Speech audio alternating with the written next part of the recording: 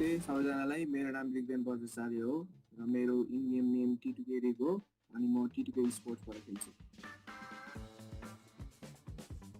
Who is the most dangerous player to go up against? Action Which player has the cutest smile? Rig Here comes the Jane counter. Who is the most likely to rage quit during a game? Jane Who is the worst in the 1v1s? Jane Who's the worst driver? Jane Who is the most shaky on camera? Jane Who is the most likely to grab this season's MVP? Action Who cracks the best jokes? Rig Wait a minute! Jane Who has a secret crush that everybody knows about? Legend Who is the most likely to blow his teammates with a nade? Jane 100% every time Oh, bhai! Whom would you call the ladies' man? Sandesh Who loves stealing kills? Sandesh Who's always big talk and no results? Jane sure मारो मुझे मारो PMPL मा हामीलाई support गर्दिनु होला अनि धेरै माया गर्दिनु होला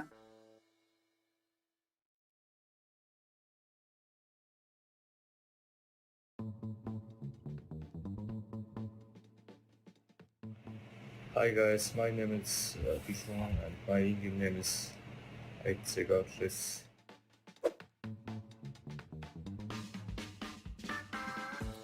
Okay, I'm doing sniper challenge now.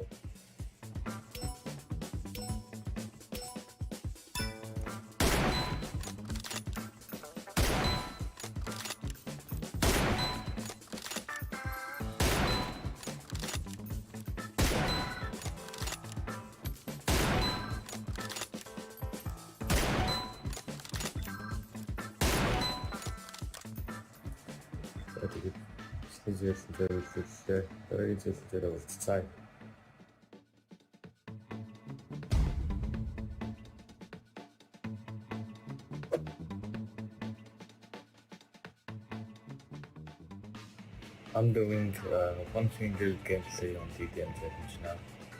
Team match, let's go. First point for the red team! Nice shot!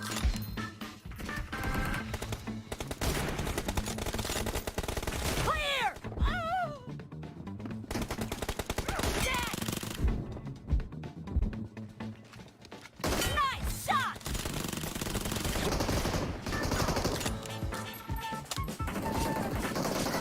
Blue team victory. Yeah, let's try to consider.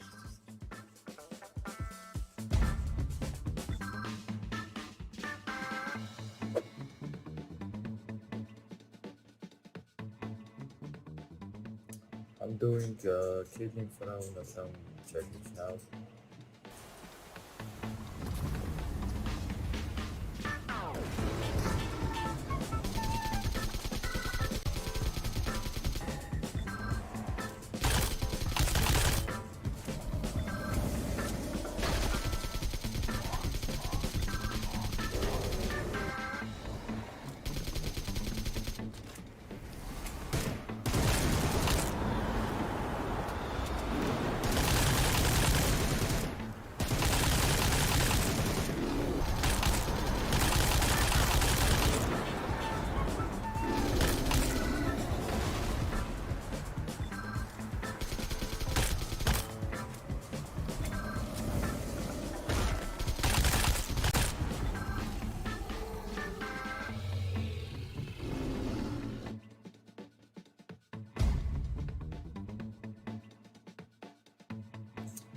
Okay, I hope you guys like the challenge and keep watching gameplays and keep supporting A+B+C+D.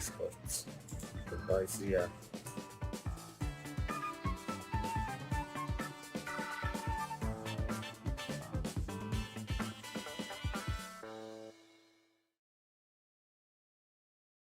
This is more than a competition. It is a war. where the Warriors risk it all. They fight like there's no tomorrow.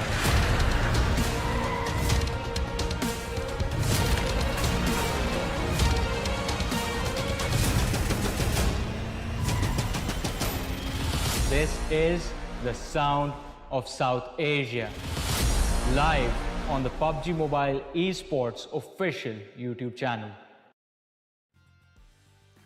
What is up, ladies and gentlemen? I hope you guys enjoyed the break that was there between the PMPL, because week number 2 and week number 3 are going to be super intense. We are going to be starting off with week 3, ladies and gentlemen. This is Super Johnny, joined by Necro alongside with me.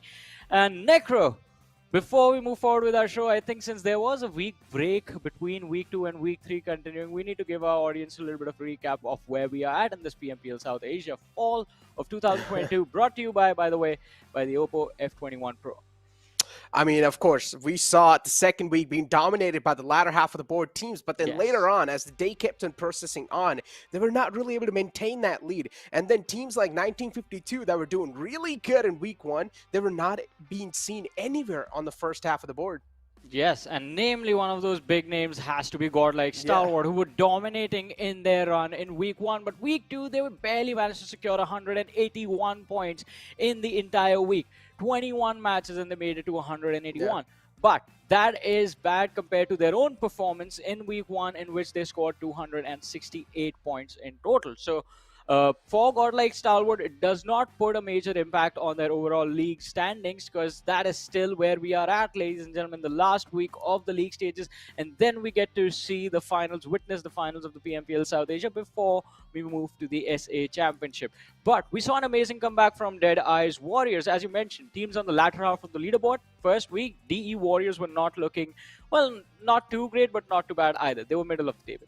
And then week 2 rolls around and they turn into monsters on the battlefield. I mean, you don't want to bring this name out, Johnny, because at this point, we might as well just call them the kryptonite of Godlike Stalwart. This is what we've been doing throughout the week 2. We have finally said that this team is the kryptonite of Godlike Stalwart, at least inside the PMPL South Asia. Again, things can be completely different inside the South Asia Championship and even in the PMPL Grand Finals itself. So we don't know how things are going to be played out over there. But as you guys did see the schedule, now after the entire week break, we're back inside the week 3. And now the prize pool as well is in front of you. $150,000 online, of course, and the special prizes in front of you as well, where the tournament MVP will be getting $1,000 all by himself, and the league stage team will be getting $5,000 all of themselves itself. And of course, then later on, it's going to be keeping on descending downwards. The first place getting $10,000, second place getting less than that. But what really matters here is the bonus points. The bonus points will give you a massive lead, a rocket start inside the grand finals. I mean, definitely. And it is going to be quite incredible to see how these teams compete this particular week. Because while week 1 was an introduction to this new format, week 2 is where we saw the teams adjust to it. Teams were doing really well for themselves because the new award was on the line. The bonus points for the grand finals, before you even get there, you will have a massive advantage. And because Godlike Stalwart did quite well for themselves in both these 2 weeks, I think they still have a pretty significant advantage as far as the overall rankings are considered. But we do have the bonus rankings in front of us, and there it is, 35 points for High Voltage, because they were very consistent, finishing in the top 4 both the previous weeks. Godlike Stalwart, as we talked about them, there was a drop in the second week. They just managed to secure 14 bonus points in that particular week, so they have dropped to second. But I think one particular team that all eyes will be on in this week has to be the E Warriors on the 5th position right now with 33 points to their name. Because again, the momentum looked very strong, but then there was a week-long break, as I've mentioned, and now the teams will be returning again to the league stages. So maybe during the previous week, teams would have figured out what exactly needs to be done to, well, shut down whatever D Warriors are going to be up to.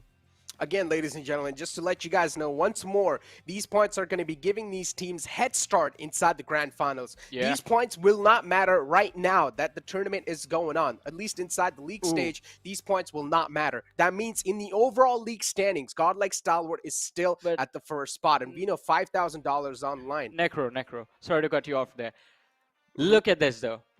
So even if you get these points, you have to make it into the top 16 to make it to the finals, right? Yeah. And in that scenario, A1 Esports, TRZ, DAX, and Janmara, 4 teams sitting on 10 points each. Who will be in the top 16 at the end of this week? It's so close.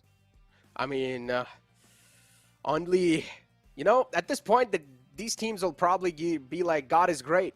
Let's hope for the best, because, I mean, things have been looking pretty grim for all these teams. Let's be honest. We have been expecting better performances from their side days after days, but we're not seeing a lot of improvement. Maybe we saw a lot of improvements from the side of A1 in the week 2. I would say that's a decent leap, but is that leap going to cover anything? Personally, I would say no, not a lot. At least that has given them a little bit of confidence boost. Hopefully inside the week 3, we'll see a complete comeback. But now, ladies and gentlemen, the normal point structure is in front of you guys. Of course, nothing changed. Pretty much the basic stuff that you guys have been looking at since the start. Yeah, as you mentioned, pretty much the basic stuff. You finish first in the game, you get 15 points. You finish second, you get 12 points. For finishing third, you only get 10 points.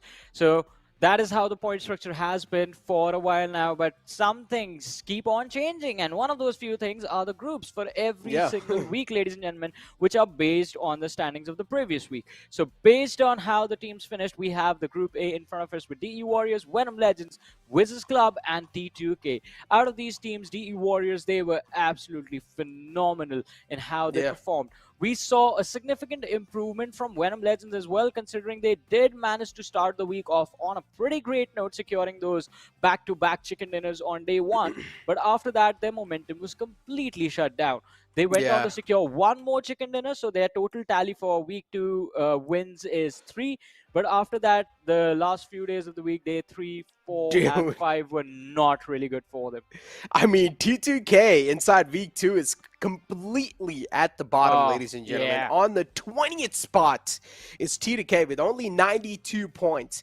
You guys need to realize how much of a struggle T2K had inside the week 2. And that also proves one more thing, is that how much of improvement we saw from the teams that were on the latter half of the board, because they're not on the latter half of the board anymore. Teams like VENOM Legends, as you mentioned, MABETEX as well, which were really doing bad in the week 1. Then you also have teams like High Voltage, which are not able to shine through that well, but then later on they started showing themselves up, and inside week 2 they completely dominated. Then you have teams like DEW, as you said. Week 1 was kind of a mid-pack for them, but now inside week 2 you saw drastic improvement. Even A1, you have to give it to them. Even WIZZES Club, so many teams improved. We saw a lot of improvement inside the week 2. I want to see even more inside the week 3. Well, I mean, I completely agree with you. I mean, it is going to be quite interesting to see what the teams are going to be up to in this particular week, considering it is the last week before these lads and these teams move on to the finals of the PMPL South Asia. And then the top 10 teams from there will get an opportunity to play in the South Asia Championship as well. But looking at the last group in front of us, Group E, we did have a lot of big names. IHC was there. Elementrix also having a pretty decent, interesting run, to say the least, in terms of how they've been playing. But, ladies and gentlemen, the overall league rankings are on our screens right now. And as we have been talking about, the bonus points teams get every single week, along with those getting those points, you have to make sure that you finish in the top 16 of the league rankings if you want to play in the finals. Otherwise, there is no point in securing those bonus points. They're just going to go away. But looking at these rankings, as we have been talking about them quite a lot, DE Warriors, they did really well for themselves, but so did Skylightz Gaming. There was a massive, significant improvement from week 1 to week 2, because look at that. The points, 411 all tied up with High Voltage, who were, by the way, the most consistent team in the 2 weeks combined. Yeah, High Voltage has to be a big burning torch of consistency, and a lot of teams can definitely learn from a team like High Voltage. And as you mentioned, DRS as well have been doing pretty phenomenal. IT is one of those teams, as we have been saying over and over again since the start, they just don't care. They don't give a flying F about this entire league stage. That's what it at least seems like. Because with the way how IHC has been playing, it doesn't even seem like they're taking this entire thing serious. They know they're going to be qualifying inside the grand finals, and for them, that's what that really matters. And as long as you're inside the grand finals, and as long as you're in the top 16, doing a really good job, or as long as you're in top 10, even inside the grand finals, you're good to go. You're going to be qualifying inside the South Asia Championship, where you mainly need to focus on your performance. And maybe that's when we'll probably see these beasts just come into their true colors, because we are seeing a little glimmers of that. Yeah. I mean, there is a glimmer of hope. There are those moments of brilliance from IHC that we keep on witnessing. But again, as they say, there's a fine line between being confident and being overconfident, and IHC is, well, they are walking the wire right now with that position. Yeah. But given the fact that it is IHC, we know the players. There has been an introduction of Demo as well. We've seen him in action, and he looks pretty solid with the lineup. So Yeah. it is going to be quite interesting to see what the final form for IHC is going to be like. What is their max? We've never seen them at their best. They've been doing quite well for themselves, but Yeah. not the true IHC that are witnessing. But as we were mean- talking about Skylightz Gaming, we do have their stats for week 1 and week 2. Exactly. And another team that has been really good and consistent, Skylightz Yeah. Gaming. Another big name right here. At the start, Johnny, let's not lie. We were raising a lot of fingers on this Yeah, team. true. But then later on in the overall league standings, Skylightz Gaming is doing phenomenal. They're doing fantastic. In the league standings, if I'm not wrong, they're inside the top 3. And what else do you need, right? You are still in contention for that first spot. The first spot is not that far away, ladies and gentlemen, because godlike Stalwart, they kind of did not do that great inside the week 2. That gave a lot of teams an opportunity to try and climb up the overall rankings and also catch up a bit against the players of godlike Stalwart. They still do have a game or 2 cushion, but should they rely on it? My answer is going to be completely no. Yeah, I completely agree with that. Relying on the safety cushion, it's just going to destroy your mentality, because you will keep on thinking about the fact that you have games in hand, you have a slight point advantage. Sometimes you just have to go all in, especially when the competition is this cutthroat. It's extremely close between Skylightz Gaming and the teams right behind them as far as the league standings are also considered, because, well, they are literally tied up with high voltage for the 3rd position. Then there is DRS, just 2 points shy, IHC 9 points shy. So at any given moment, they can be toppled over. So Skylightz Gaming, I think this 3rd week becomes extremely important for them. One thing is for sure, though, we are going to see them in the finals, and I'm pretty sure we're going to see them in the South Asia Championship as well. But moving on, we have Elementrix versus WIZZES Club right now. Now, WIZZES Club have gone through their ups and downs. We have seen them play like absolute gods, but we have also seen them take a tumble as well, because of which right now they sit on the 11th position in the overall ranking. And right behind them is Elementrix with on the 12th position. And Elementrix also in a pretty similar situation. I mean, week 2 was pretty grim for even a team like Elementrix. Now, Yeah. I'm not going to raise a lot of fingers. If a team like T2K is going to be struggling inside week 2, then it's understandable. Elementrix is also going to struggle, and that's what exactly happened. Elementrix struggled as well.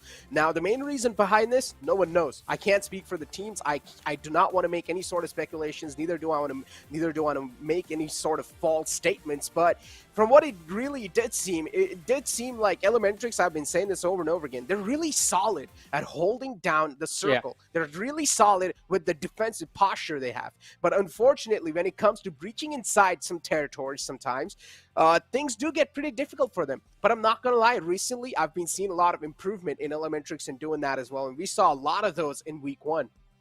I mean, it is going to be quite interesting to see what the approach for the teams is going to be like, because looking at the stats over on our screens right now, it's very difficult to say where these two teams are exactly headed. Both of them seem to be doing quite decent for themselves. The survival times, they are not that great. They're not anywhere close to those 20-minute marker that we want. But having total average points of 264, 269, these two teams have made their way pretty comfortably inside of the top 16 right now, and that is what their focus is going to be, making it to the finals, waiting for another opportunity to strike, and then maybe they can try and compete for the top 5, because right now the difference is too big to cover up even with 20 matches to go. On the other side, though, I was looking at those damage received and damage dished out numbers, and looks like the team fights are not really going either way. I mean, even Elementrix is losing a few of them, WIZZES Club losing quite a few of them. So, I mean, it's going to be quite interesting to see how this week turns out for these two teams. They will have to, again, try their best to get inside the top 10, because I think for the last 2 weeks, that is what they've failed to do. But if they manage to break into the top 10, then I think the momentum is going to be set quite nicely for the finals. But, ladies and gentlemen, today's schedule on our screens, we are going to have 2 Miramars, 2 Erangels, and then there's going to be the Sanhok in the middle. Yeah, I mean, again, pretty much a standard schedule. This is how we kick off the week, and this is going to be the similar schedule all the time at the first day at least. But again, Johnny, getting our conversation back to the overall league standings and getting our conversation back to which team is better and which team is not. Now, let's speak about the factor, all right? I'm going to be a little brutal over here. I'm going to speak a little truth that might sting to a lot of people, but at least this is these are the stats that we're currently seeing inside the entire overall standings. Now, A1 Esports is all the way at the bottom. Seal is on 19th spot in the overall league standings. TRZ is on 18th, and Giant Mara is on 17th. Now, the only reason why I read out these 4 names is because if at the end of this week they're not able to breach inside the top 16, they're completely out of the competition. Team that is right above them is DAX, currently sitting on 16th spot. The sword is hanging on their neck. If DAX one single game slip up, this will give a big chance, a big boost for teams like Giant Mara to try and pull something off. So right now, DAX has to be one of those teams that is absolutely in a lot of pressure. I mean, it's not just DAX. I would say Gremlin Storm is going to be included in this as well, because Gremlin Storm sitting on the 15th position with 217 points to their name, right? And then you have A1 Esports sitting on the 20th position with just 195. There's 22-point difference separating these two teams.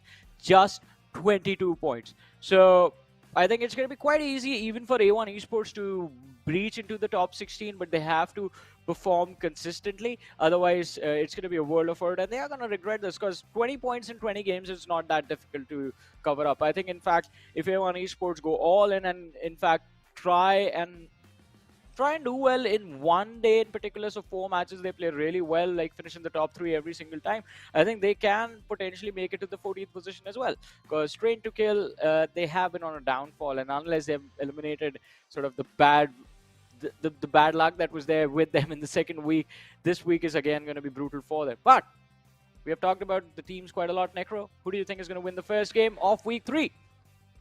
Johnny, you know what my pick is going to be, and don't you dare copy me. I'm still on a lead, and do not dare to copy me. All right, this time let's try to be a little unique. Okay, let's have a little unique identity here. Okay, Johnny? Where's the fun in that?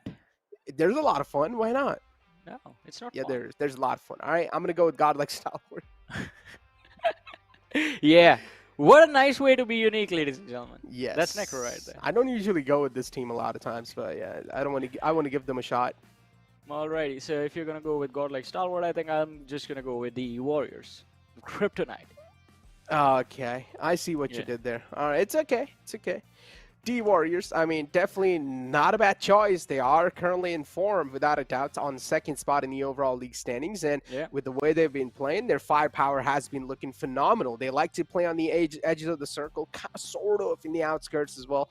And so far, it's been working. Usually, the teams that do like to play on the edges, or even off centers, those teams do tend to be quite aggressive. And also, those teams don't really shy away from a lot of fights. And this is what the similar type of play style, even Godlike Stalwart and D Warriors have. So again, interesting picks from our side, but do let us know in the chat as well which team you guys are going to be picking for the team tag, and of course vote space the team tag. Let us know in the chat on PMPL South Asia YouTube channel. Yeah, and you guys can see how the rest of you voted during the game as well. We do show the audience prediction on our screen, so it's going to be quite exciting to see, well, to witness which teams you guys are rooting for. You know our picks now. But again, first game of the week, in fact, and teams are going to be feeling a lot of pressure at this point because it's the last week of the league stages. One final opportunity to make it to the finals that are going to be happening next week, and also the difference in the league rankings is not that difficult to break through. The threshold right now, as we discussed, just 22 points separating the team on not the 16th but the 15th position. So potentially there are 2 spots up for grabs for the finals. Train to Kill, I think they've already crossed the 257 marker, so unless they keep on underperforming this entire week, it's going to be really difficult for the other teams to topple them over and try and take their spot as well. If anyone can do this, I think it has to be either Gremlin Storm or DAX, because they are the closest to them. Not even DAX, just Gremlin Storm is, I think, one of those teams who can actually take out Train to Kill from the league stages and in fact from the run for the finals. But for the other teams, it's going to be a little too difficult, so they're going to try and compete for that 15th and 16th position. And I think because of which, Necro, do you feel that there might be a little bit of target on the backs of DAX and Gremlin Storm, since they are going to be under extreme pressure at this point? No. I wouldn't say. No, I wouldn't say. The teams that are on the latter half of the board, they would not dare to target. And makes a lot of sense too. They want to play safe. They want to take the safer bet out here, because if they do just straight up start targeting that team, there's a big chance in a 4-on-4 collision, you might as well yourself have a couple of casualties. You might as well try and neglect that and play the game a little bit more safer and try and survive till the later phase of the game. And I feel like that is way much more mature choice and a better choice as well. But at the end of the tournament, maybe one day left, and you realize there's no way in inside the top 16, that's when you might as well start spilling some things over here and there. You might as well start spoiling some games. You might as well play that spoil sport and maybe potentially help a fellow friendly team out to try and get inside the top 16. I'm not sure. You're not allowed to do that, but yeah. No friendlies here. No friendlies here. It's a battlefield. No one's friend. Exactly, no one's going to be a friend, everyone is the enemy, and I think it is going to be quite interesting to see, although, as you mentioned, I mean, even if you can't really, well, there's no favorites, there are no teams that you hate, it's just everyone is a team that you're competing against, but still, for the teams in the bottom, teams like for example, it has happened in the past as well. There have been moments wherein teams, once they realize, all right, the finals for us are gonna look quite dire, there's a high possibility we're not gonna make it through, might as well just try and see if we can have some fun with the top runners. So maybe we're gonna see a few drop clashes with the teams at the top, but I think a highly unlikely situation, at least for the first 3 days of this particular week. Sunday is going to be pretty insane, though, because we will have that Livik bonus match happening, and also it will be the last day of the league stages. So it's going to be quite exciting. I'm waiting for the weekend. It is going to be super fun. But before that, the first game, ladies and gentlemen, is about to begin in a few short moments. The map, of course, is going to be played on Erangel. Group E won't be participating in this particular match. So 4 teams sitting out, one of which is IHC. So that, I think, does make things a little bit easier for all the teams that like to land towards the Georgia Pole area.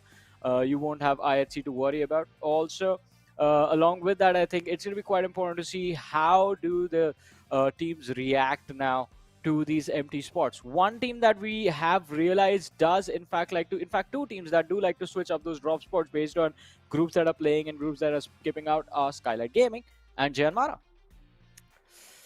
I mean, Skylightz Gaming is doing pretty good. Okay, so Miramar, on the other hand, again, they're on 17th spot. Need a qualifying side. And personally, what I know, what sort of a punch Miramar packs, I don't think so it should be that hard for them. Let's be honest, right? The teams that are on the latter half of the board, maybe they are on the struggling phase. Seal Esports, I mean, a completely new lineup Seal picked up. A1 Esports, they have been struggling since the past. Then you have TRZ, again, the similar team that has been struggling since the past. Seal, Seal, new lineup, as I mentioned. So Miramar, overall, all the 4 players are quite experienced. They have played in these sort of heat in the past. They have played in an intense nature in the past as well. The jitter should have been shaken away. This is week 3. A lot of days have already been passed by. They've also had a week break to try and practice and to try and nail some stuff down. Hopefully, we're going to see a lot of improvements, ladies and gentlemen. I'm speaking of the macros. And with that being said, game 1 of the day is on the board. Well, let's see what this one is going to bring to the table for us. The trajectory of the plane starting from the western edge of the map, going all the way towards Nova Repnoi. So this flight path leans heavily towards the southern side of the map, but it's still quite close to the center. So teams will have an opportunity to drop towards Ruins, Hospital, go to the northern Georgia Pole City, and then move from there towards Severny. Or if they want to drop towards Yasnaya, they can drop at the intersection just west of Shelter. Take the road from there till Yasnaya. So not a complete troublesome situation, not a complete pain for the teams to deal with the flight path like this. But as we mentioned earlier, since IHC is not there, I guess Georgia Pole is about to get a little crowded. Necro, look at that. WIZZES Club 1952 and DAX all in the same spot. Yeah. Oh, this is going to be an interesting one. I mean, these teams realize that IHC is not playing inside. They try to capitalize, but unfortunately, now they have a lot of neighbors to worry about. And one of those is going to be DAX. 1952, week 2 was quite grim. DAX, on the other hand, week 2 was a little bit of glimmer of hope for them. They saw a little light at the end of the tunnel, but the circle is going to be completely on the opposite side. So a lot of teams might be on the struggling side once again. T2K, another big name. Unfortunately, they like to drop near Severny and shooting range, but the plane flight path is not going to allow them to extend all the way towards that, so they will need to try and drop midway and get those vehicles in their hands. DE Warriors, of course, all the way down south. Godlike Stalwart as well down south. Shouldn't be any sort of problems. Maybe if these two teams decide to rotate at the same time, then we'll probably see a collision. Well, let's see, though. There might be a collision, as you said. I expect that as well. Or which team is going to be the first one to lose out on one of their players? That is the question that I'm asking right now, because T2K are rotating out in the open. MABETEX and DE, we know these two teams know how to deal with each other, but it looks like one of the players from the side of DE has just been taken out, and yes, it is on top, sir, already getting picked off, and I believe, if I'm not wrong, MABETEX is the team who got that point. I mean,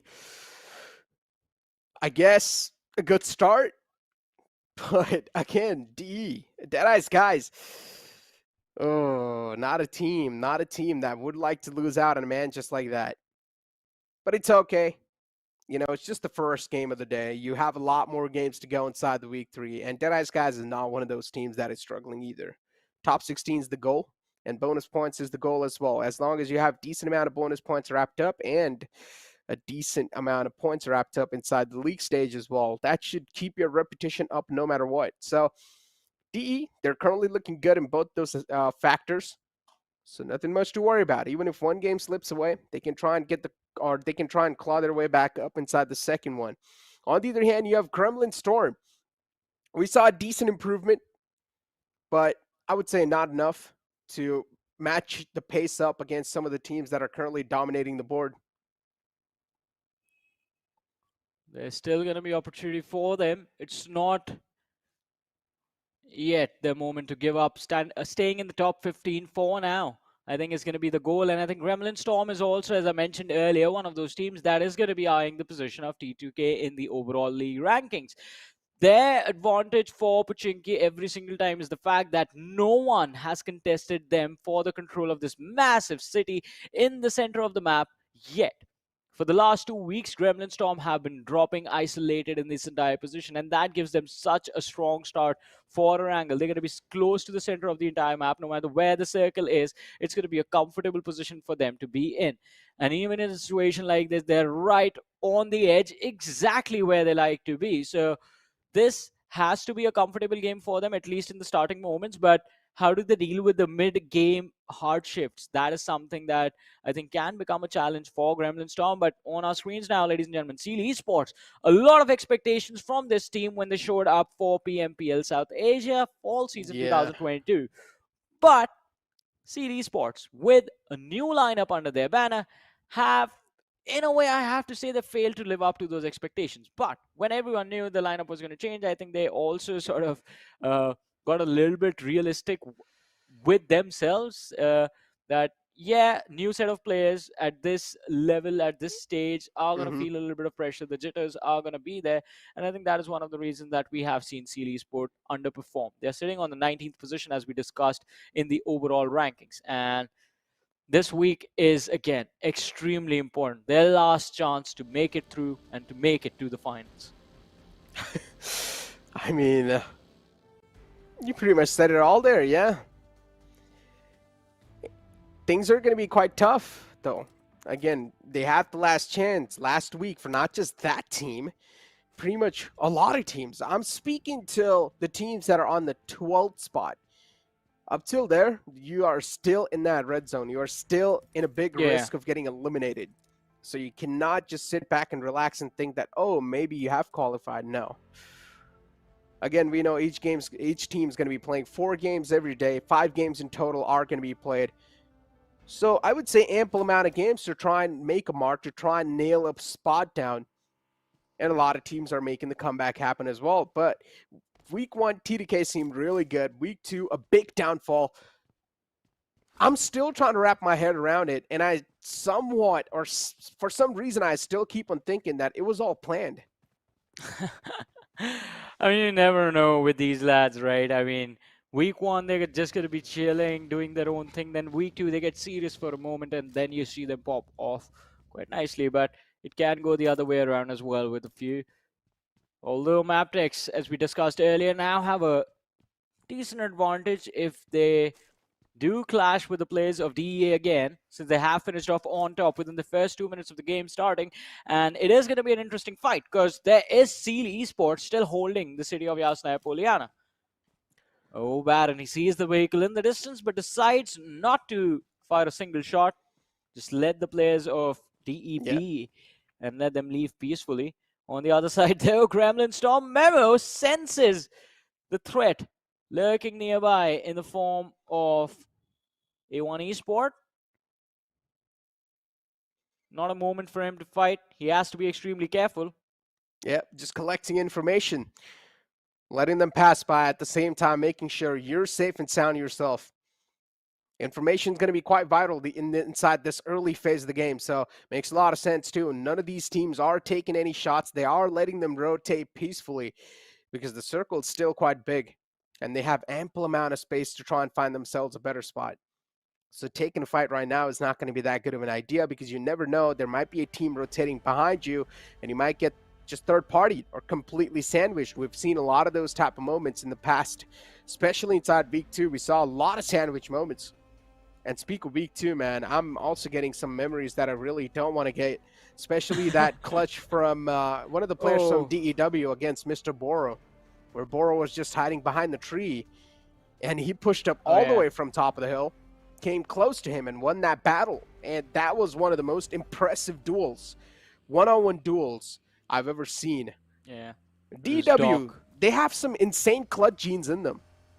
I mean, Week 2, we saw a lot of insane clutches. We saw Elementrix getting taken out in a 1v4. And I think, again, a lot of clutch moments in Week 2. One reason for that being, I think, as we mentioned earlier, the teams got used to the format, so they knew exactly what was on the line. It wasn't just a few points for their total tally. It was points for the finale as well. And points for the finale matter quite a lot if you're already within the top 4, within the top 5.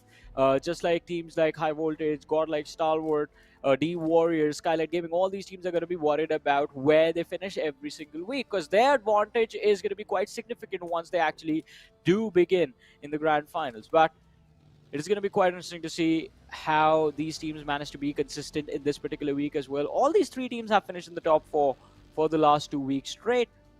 But the Warriors, week one was good, but week 2 was even better. So they're going to try and build their momentum from there. And as of now, find themselves on the southwestern edge of the circle, trying to make their way in. It should not be a lot of challenge for the Warriors, because as you guys can see on the map, they're playing along the edge of the main island, just slowly and steadily sneaking in towards the farm position, and there is no one standing in their way. There's a massive cluster of team towards the western part, towards Mansion, Shelter, Prison, just teams swarming for those areas, while on the other hand, the western side is completely empty. Yeah. A lot of teams are speculating that maybe the next circle is going to shift on the right side, but if it does take a shift on the left side, it's going to catch a decent amount of teams off guard. MG3 is inside the first airdrop, and we are seeing MG3 being used quite a lot. So this weapon is an absolute shredder.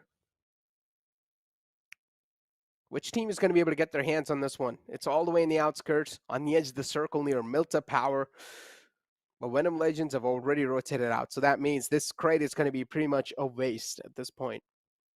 On the other hand, though, we still have teams like WIZZES Club moving in all the way from the northern side of Yasnaya Polyana. So this is going to be interesting. WIZZES Club rotating all the way from the north. There's a big chance they might meet teams like Seal, because Seal as well, now they're going to decide to rotate outside. Unless if Seal is going to still sit in Yasnaya and hope for the next circle to form somewhere near them, then maybe that can be a completely different approach. But do I support that approach? Answer is going to be no. At least you need to be a little proactive. Sometimes if you're just going to sit inside your own drop spot where you have dropped inside and you are on the edge of the circle and you think that, okay, I'm still good, maybe we don't need to rotate. No, that's not a mentality you need to have.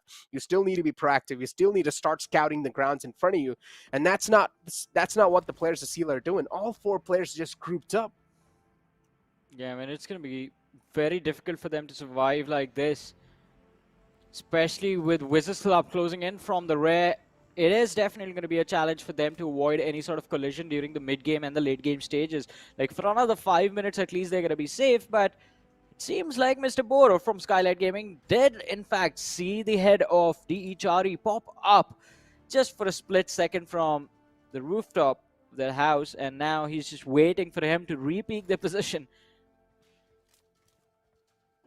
But Chari also just being extremely cautious of his surrounding, not allowing a single opportunity for the opposition to take a shot towards him.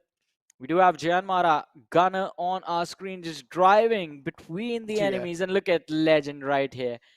As the name says, the man is a legend, just waiting patiently out in the open, sitting in a US, pretending he's not a person, he's a vehicle. Transformers. Interesting.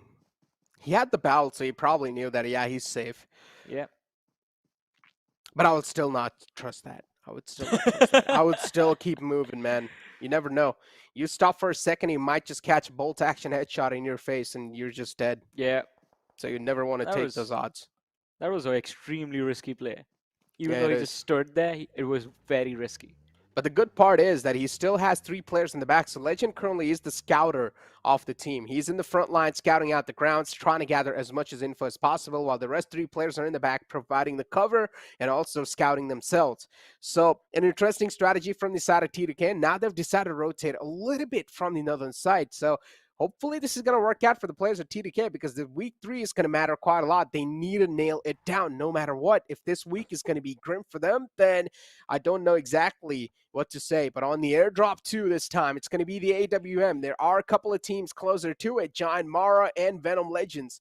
But I don't think so the intentions are going to be going for the airdrop, because it's just going to waste a lot of time at that point. You might as well would want to be a little bit more proactive and capture a better position inside the circle. Gremlin Storm and A+B+C+D Esports right next to each other, where A+B+C Esports know exactly where the players of Gremlin Storm are, but now Hitman also needs to watch his back lines, as he might get pushed from underneath the bunker.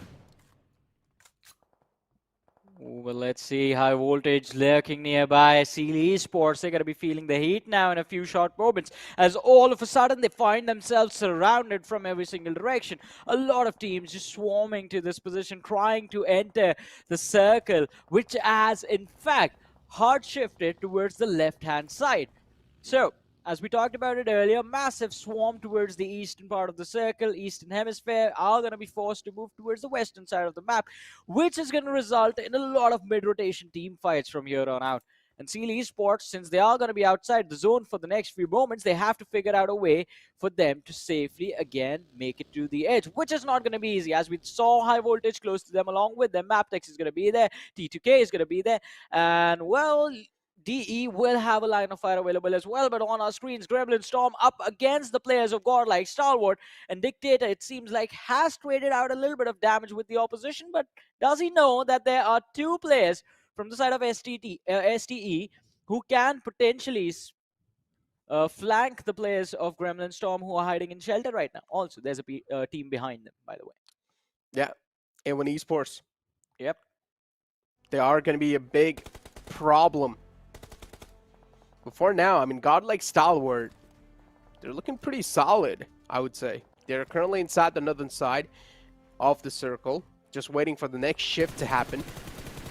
Playing on the edge of the circle, not really taking extra sort of a risk, trying to gather information, and that's what the name of the game is for them. What a nade from the side of Spooky. The opening really was needed from Seal, and that's what they exactly get. Nice capitalization from his side. Another nade will sail in. Rig is down to 1 HP, barely surviving on a sliver of HP now.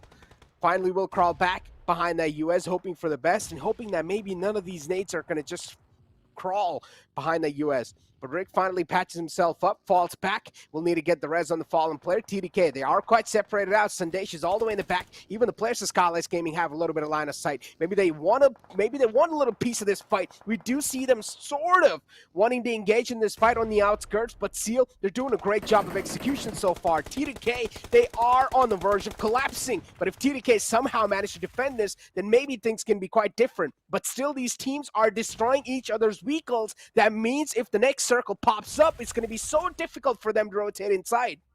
Yeah, and along with that, things just going from bad to worse for T2K, as Skylightz Gaming have found a few openings. They've dropped Jane to his knees again, and that does open the doors for Seal Esports to charge in towards them. But the points Skylightz are being Gaming. stolen by the players of Skylightz Gaming. Look at that. Rick is going for a revive on Jane, while Sandesh just tries to create a little bit of distraction, just deter the attention of the players of Seal Esports, and he does succeed. In fact, Seal Esports, they are chasing him now. They are prioritizing their own rotation into the zone, but now things get more interesting. because they have 2 players, T2K left behind, and I wonder how they're going to make it through with SG blocking their way. But on our screens, DE Warriors, oh, this is not looking good. They are in the crosshairs of 1952. One player, East, was knocked out. He's been brought back as Sneak went for a revive on his teammate. It is a 3v4 situation, so the number advantage lies with the players of DE Warriors. But Jax with that nade could have, in fact, inflicted a lot of damage on the opposition. Fails to do so on the other side. Godlike Stalwart against Gremlin Storm, and that's the squad wipe I think they were looking for. Well, not exactly a squad wipe. I think the last player from the side of GSM is still in the game. Yeah, he is, and they are actually catching a lot of fire themselves. Oh, wow. GSM, they're also getting third party by the players of A1 and B. A lot of fights happening at the same time, a lot of third parties. Teams do want to breach inside battles itself, but it's not going to be that easy of a task to try and accomplish. Godlike Stalwart, they've taken some big punches in the gut themselves as they're now down to a 2-man squad, and they're quite spread out themselves. There's not going to be any sort of communication between them unless if top decides to come back on top again, right next to action. VENOM Legends as well, they're getting picked apart. At this point in time, high ground's not going to be the priority. Teams that are in the high ground, they are being the center of attraction. They are the teams that are quite easy to shoot at. Well, for now, I think the one common problem that everyone has, well, majority of the teams have, is the fact that they don't have solid cover available to protect themselves. Everyone is basically fighting out in the open. Look at this. MABETEX going for a push on the lads of Skylightz Esports. They have one player in the backline. I believe Zeke was the one knocked out. Spooky going for a revive on his teammate. Kiese dropped extremely low with that nade. Is trying to reposition himself to avoid any future utility lob towards him. And he does succeed, in fact. But on the other side, Dead Eyes, guys, eliminating Skylightz Gaming from the game with the help of a few of the individuals from the side of Janmara. But what is this? Apex, where did he show up from? Right behind the players of Skylightz Esports. Does manage to knock and finish Kiese, but instantly gets traded out. Now Zeke is going to show up to finish off whatever is left of MABETEX Esports, which basically turns out to be Baron. Wow. And he gets absolutely destroyed. Skylightz Esports, for the first time, well, this week we are seeing them do really well for themselves. 5 eliminations secured and all, well, 3 players still surviving. On the other hand, DEW, they're looking pretty phenomenal. Dead Eyes Warriors all the way on the southern side, and it seems like they have conquered it as well. All they need to do, move inside, march inside the circle, and get that entire site for themselves. But there's another team in the clotheslines. It's going to be the players of DAX again. DAX, they have been playing quite suppressed. They haven't really had that much amount of confidence in their own firepower, so I barely think, or I barely challenge that they're even going to try to take this fight. VENOM Legends on the right side, though, they can be a little menace for the players of DE Warriors, unless if they somehow deal with the players of VENOM Legends perfectly, then that can be a completely different thing. But no, it's Dax opening the fray up against the players of DE Warriors, and unfortunately, they've also managed to knock out one player. Now DEW down to a 3-man squad, and they do realize now the threat's starting to approach him, and this is not a position you want to be if you're Dead Eyes Warriors, because in the back, there's VENOM Legends. In the front, it's the players of Dax. They're in a complete sandwich situation, nowhere to go. Dead Eyes Warriors are getting picked off and dismantled. Oh, they were doing so well for themselves, and now they're absolutely destroyed by the players of Dax. Look at that. Sneak, the last player, and he's sneaking inside for a few short moments inside that shack. But the EAX, Dax, they know where to shoot in. Oh boy, what a finish. He ran out of that shack, even though his teammate had made his way in, and I think there was potential to go for a revive, but they already had pretty decent points collected from this particular match, so I don't think a not too shabby performance from the side of the Warriors. Although WIZZES Club, it looks like they're in a world of hurt. Janmar are not giving them opportunity to actually come down from this slope. Gunner is still doing pretty well, holding on to his position, and he's surviving as well. Octopus was knocked out. He was trying to crawl back, but he does get finished up from the distance, and it is Raw who walk away with the point of that finish. In the meanwhile, Janmar revives being handed out. Snipe Whitey is going to be back on his feet as well, unless a nade drops right on his face and he dies. I'm also seeing the AMR in action. We did see one knockout coming through that gun. I want to see more of that. I want to see the POV of that player wielding it. But for now, WIZZES Club with only Domain just tossing in nades in the front, hoping that maybe at least one of them will connect. But none of them do manage to connect. He's also taken down quite low, so he's probably trying to patch himself up. But the next circle is going to shift on the top left side. A1NB in a big advantage now. They also have a nice dip to play with, where all the players are doing a great job. They're not completely tunnel visioning on the teams in the back. They also realize maybe try and gather some info in the front as well can be a good choice. But right now, the biggest threat is there from the back lines. And they are on the edge. They can try and edge keep a lot of teams. Giant Mara might just be in the biggest trouble they can ask for. Giant Mara will need to clear out the entire sidelines and then challenge a head-on-head fight against the players of A1NB. But A1NB are not going to let that happen. They're just applying the pressure constantly. Top 6 teams remaining, 19 players still alive. Sinister going for a spray on where he thought the players of Venom Legends are going to be, and 2 players trying to escape, but Sinister, his eyes are locked. Susan and Fragboy taking so much damage. Jan Mara chiming in as well. A1NB taking heavy fire from the rear, but that is not going to matter. Their eyes were set. What just happened? Dax actually got all the points from the Venom Legends scenario, and now that Dax, they bit a seduce from this game as well. We're down to top 4.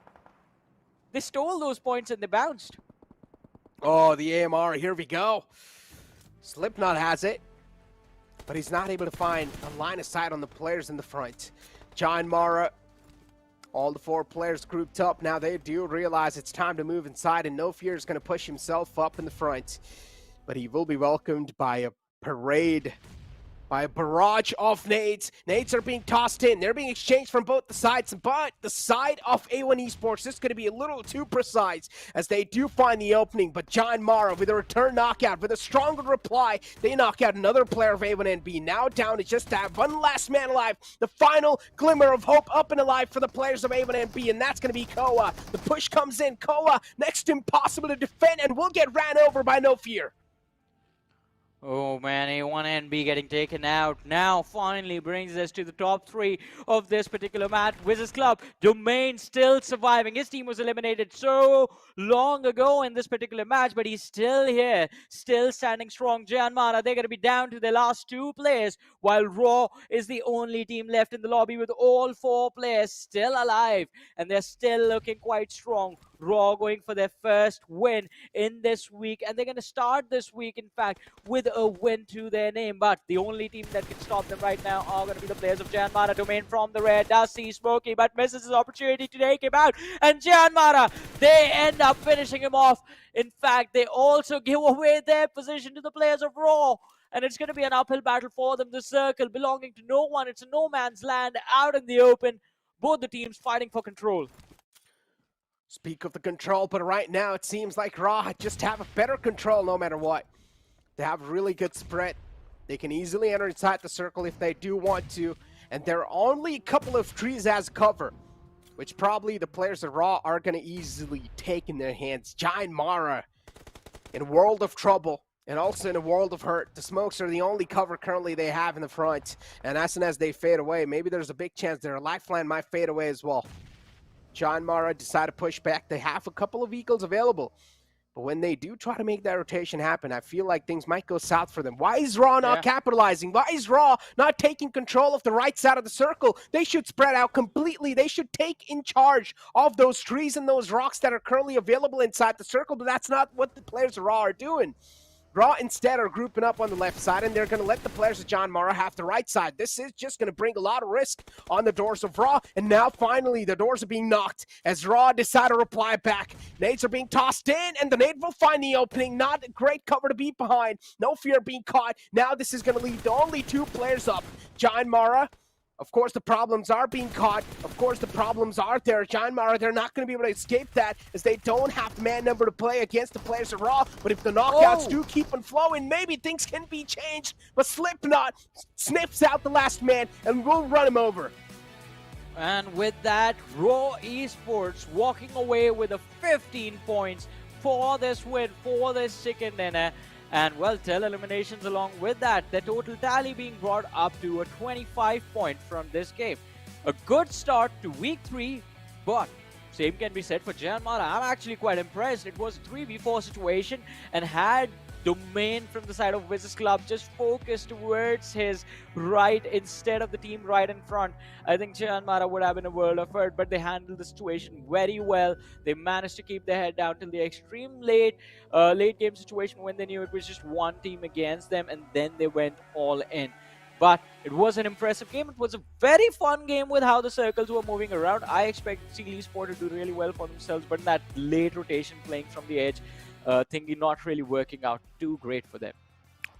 Now, again, I have a lot of things to talk about, of course, but ladies and gentlemen, it's time for us to push to a short break. We'll be right back after this short break.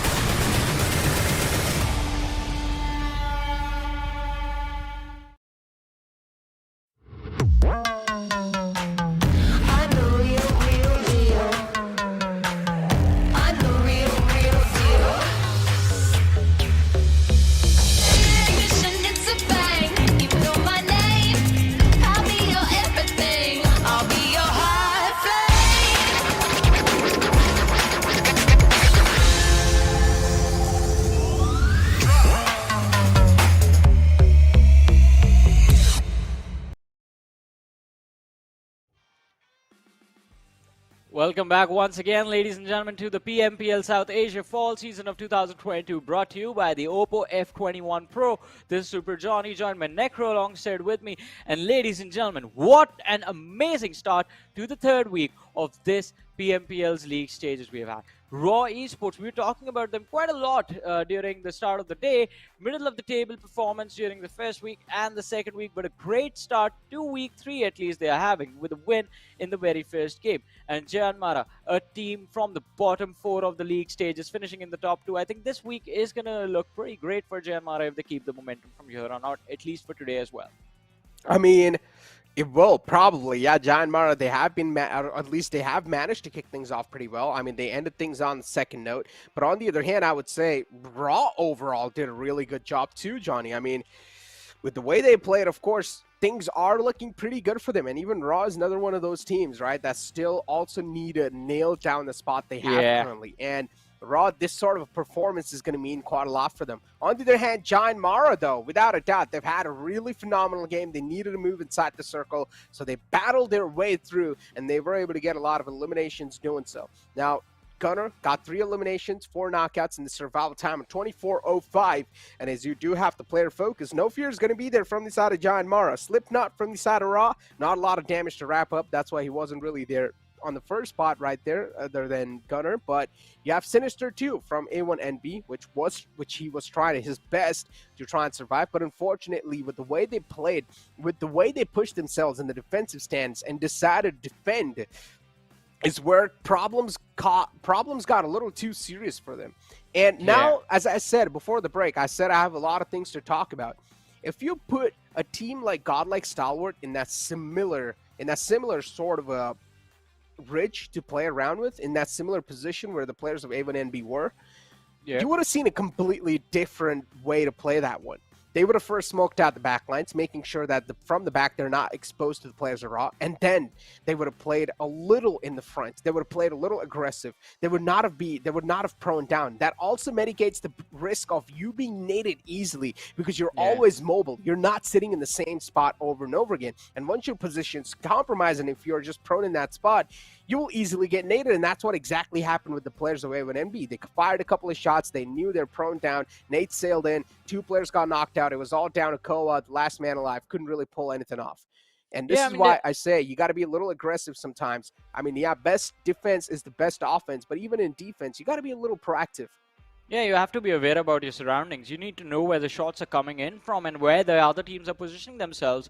Otherwise, what happened with A1 Esports, as you said, completely tunnel vision towards the fight in front and they forgot about their flanks, they forgot about their rear, because of which they had to settle in for an earlier exit than they would have had. Otherwise, A1 Esports, they had a pretty strong position in that scenario.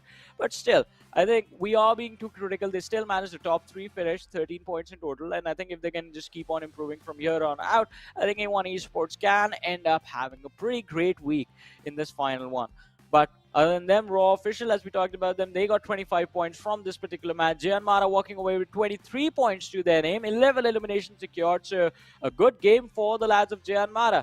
On the other side, our top runners from the previous week, Necro, Godlike Stalwart, finishing off with just 3 points in this game. High Voltage finishing off with no points in this game. I mean, if you remember, Johnny, Godlike Stalwart, they don't really care about the league stage. Or at least this is what the storyline has been so far. The only team that could give them a big competition were the players of Seal. And of course, Seal got separated, so Demo is not inside the Seal composition anymore. Now MABETEX is struggling quite a lot. And that's why Godlike Stalwart currently on the first spot. And I don't think so. It's going to hurt them, even if the first spot is being taken away. What's going to matter for them is winning the PMPL. That means the grand finals. And that's where they really do want to stay on top of the leaderboards. That means the bonus points is the main focus for the players of Godlike Stalwart. But the only way to obtain those bonus points is Livic. And sometimes Livic, let's be honest, it brings quite a lot of RNG. Well, the RNG is going to be there, but it's going to be part of the game. It's going to be part of the situation that you haven't dealt with. But along with that, I think I agree with you. They are, Godlike Stalwart, they are going to be focused in on winning the trophy of the PMPL South Asia, not just the trophy of PMPL South Asia, not just winning this stage of the tournament, but I think their eye is set on calling themselves the champions of South Asia. In its totality, including the teams from Pakistan, who are going to be there, by the way, in the PMPL South Asia Championship. Top 6 teams from PMPL PK are going to be joining us. So it is going to be an exciting ordeal, and it will be fun to see what Godlike Stalwart can, in fact, pull off in a lobby like that. But over here, I think we have seen this in the second week as well, Necro. If the first game is not really theirs, it becomes very tricky for them to build up the momentum, especially in the earlier weeks. At least Godlike Stalwart were part of Group A. This time, I think they are going to be put in a different group, so their momentum can be easily broken, just like it happened with DE Warriors in Week 2. Every single time they would start the day off strong, they knew they would just get 2 games before the reset would come in. I mean, that's one thing. And then the other thing over here, ladies and gentlemen, is the Damage Craft. Now, Damage Craft, Janmara, just clearly leading charge over here. Have a little bit more damage compared to the players at Raw. Then you also have Seal with a lot of damage, but unfortunately, the elimination points is not there to back it up. So that means the conversion rate is lacking somewhere down the line. Dax as well, we saw a little bit of glimmer of hope from their side. They try to fight back against a team like DEW, which they were managing to pick them off with the help of the team that was right in the back lines. And if I'm not wrong, it was the players of VENOM Legends who were right in the back. So unfortunately, the players of DEW got stuck in a big third-party situation, a big sandwich situation where they couldn't really get out. And now, ladies and gentlemen, we're also going to be moving on towards Miramar. That means Group D is going to be sitting it out, which includes teams like Godlike Stalwart. Well, it's going to be quite interesting to see what this game is going to bring to the table, because along with Godlike Stalwart, their guys are not going to be there. Gremlin Storm is not going to be there. And Janmara, who it looked like finally things were going to go right for, are going to skip out on this particular match as well. So, as we were talking about earlier, you need to carry the momentum from game to game. If a break is going to be there right in the middle of you having, right after, in fact, the fact that you just had one of your best games in the entire tournament, then it becomes very difficult for you to just adjust mentally to that. And that might just be the thing that kind of gives Janmara some trouble, but we're going to find that out once this team shows up again on Sanhok. But the next game, Godlike Stalwart not being there means one of the biggest threats on Miramar is missing. Who's going to take the opportunity as this? Yeah, I mean, lately, Godlike Stalwart, they have been one of the most dominating teams on the Miramar. But if you ask me which team they have a big chance of taking it, well, of course, DE Warriors, man. I mean, DE Warriors, they have a big chance of taking it without a doubt, because they're another solid team which have been pretty phenomenal on the map of Miramar. Then you have team like Skylightz Gaming too, which have another big chance of taking a chicken dinner inside Miramar, because even Skylightz Gaming, it's their signature map overall. But now, speaking of teams, and we are making a lot of speculations here, let's make a prediction, Johnny. And I'm going to start it off over here. So I'm going to go with DE Warriors. What about you, man? That's not fair. I wanted to go with DE Warriors as well. So I guess now both you of already us are picked go it with DE once. Warriors. You already picked it once.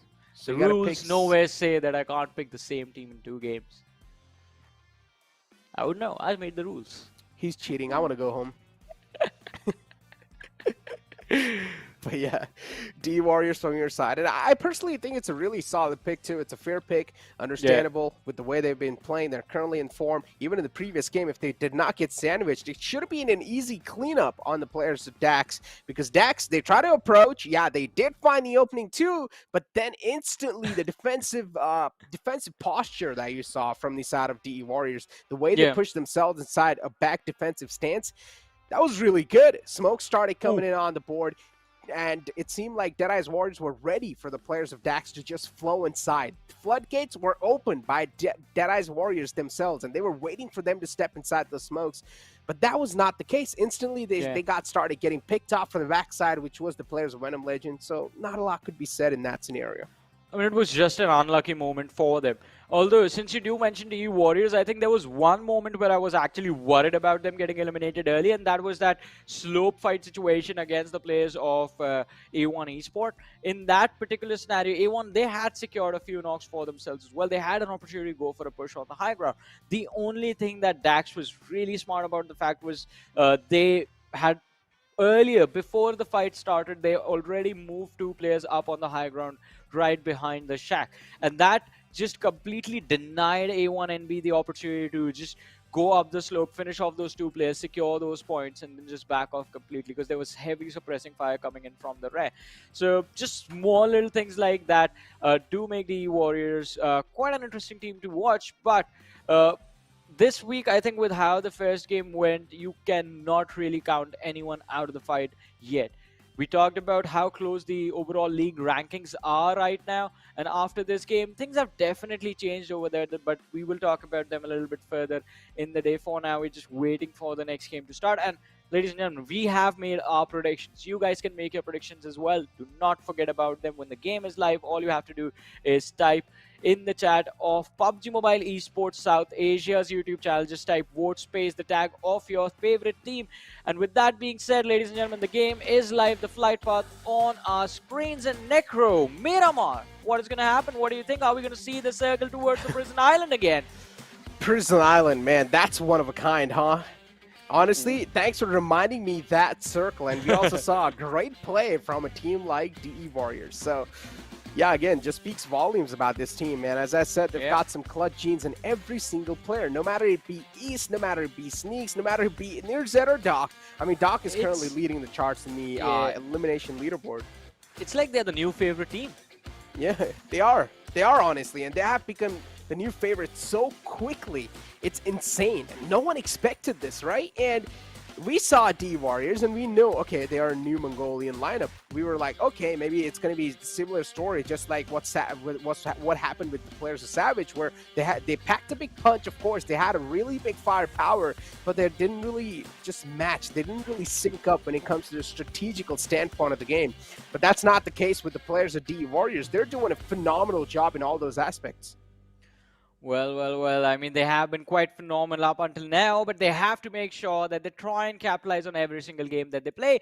But for now, ladies and gentlemen, the flight path, well, the flight coming to an end of its path, and we do see 1952 already, as we were trying to hope for it, at least hope for a Prison Island circle. I think 1952 have just decided to start the game from Los Higos position to have a much easier time in the early game stages, with the circle this time just sticking towards the southeastern side of the map. Los Leones smack in the center, well, quite close to La Benedita. Impala, we all know it's going to be under the control of VENOM Legends. They're not going to move from there.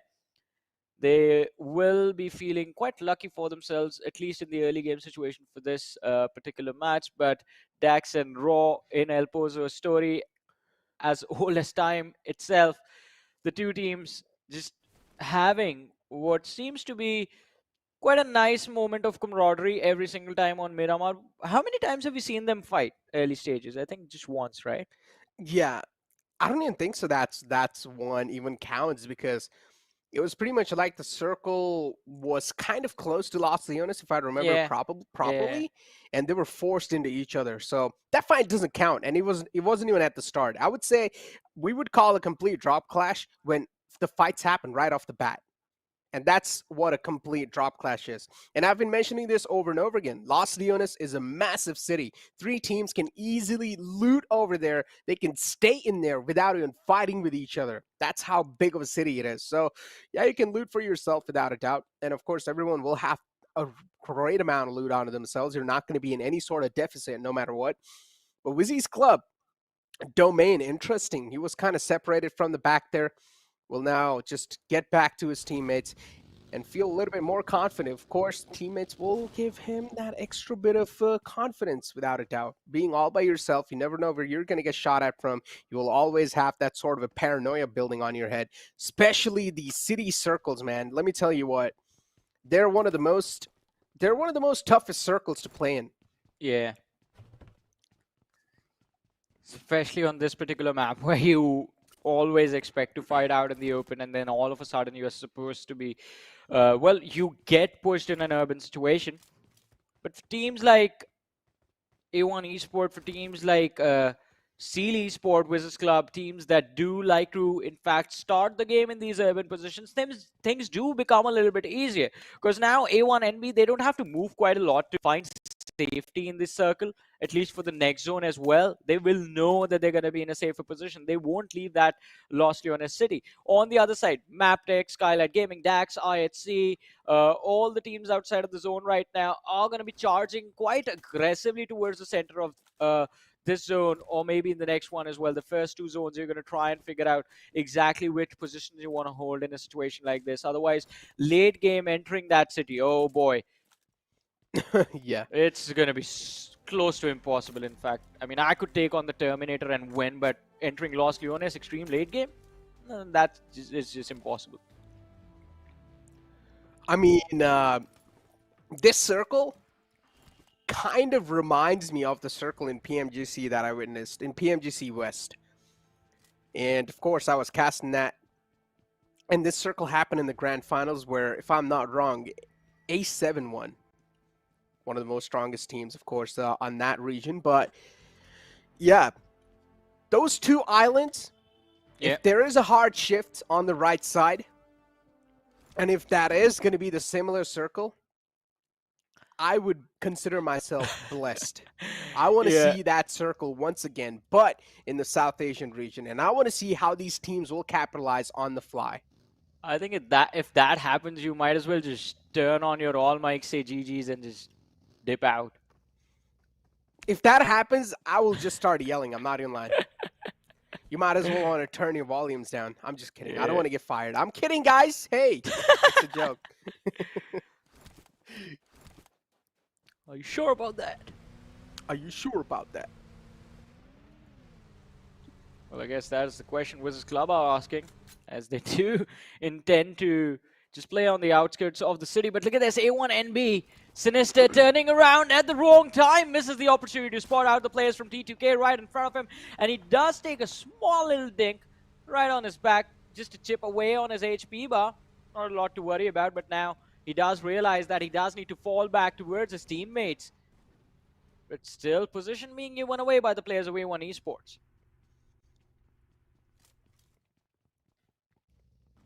And speak of that, currently A1NB, they're in a decent spot because they're right in the smack center. Still is the first circle though, so I'm not going to say it's a good spot. That's why I said it's a decent spot. Yeah. As I said, you never know where the circle is going to be shifting towards. The first circle is one of the most untrustworthy circles you can be in. Or maybe, yeah, actually, the late game phases circle are one of the most, like, difficult circles to play around with, because if there is a hard shift in the late circles, then you're screwed big time. There's nowhere to go. If you're caught in a position, if you're completely on the opposite side of the circle, that's the time you might as well just say GG. Unless if you're lucky enough and if you're able to win every single duel you take, unless if you're a team like D Warriors and even Stalwart, then maybe there's a chance you might win those fights. But yeah, other than that, it's GG's. We'll see how this game is going to go, though. Still the early stages, 7 minutes in. No casualties still now. Waiting for the first blood, ladies and gentlemen, of the second game of the day.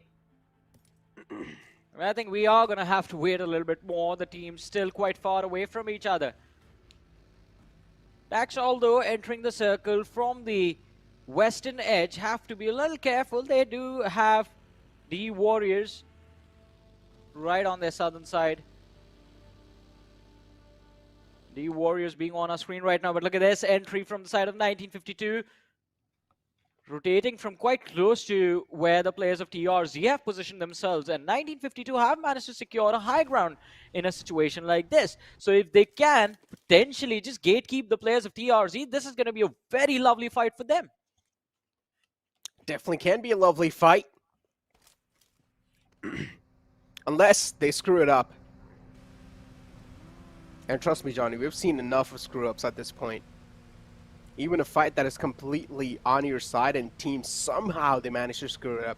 Not just that, we've seen a big team like D Warriors screw on fight up. If you remember that circle, which was near Potato Hill, and it shifted down Potato Hill, where the players of D Warriors had a complete control of that hill, and they needed to move downwards, and they had all sort of advantage in that fight, but they still managed to lose that fight against the players of WIZZES Club. It was interesting, but another interesting thing that is happening in front of us currently is the players of TRZ. They're in quite a world of trouble.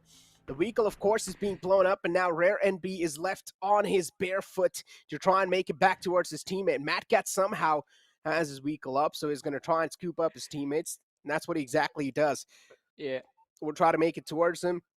TRZ, for now, they're out of harm's way. Of course, they do want to reply back to the players in 1952 just a bit because they're not quite happy considering they blew up one of their vehicles up. That means now they will need to capitalize and compromise with only 2.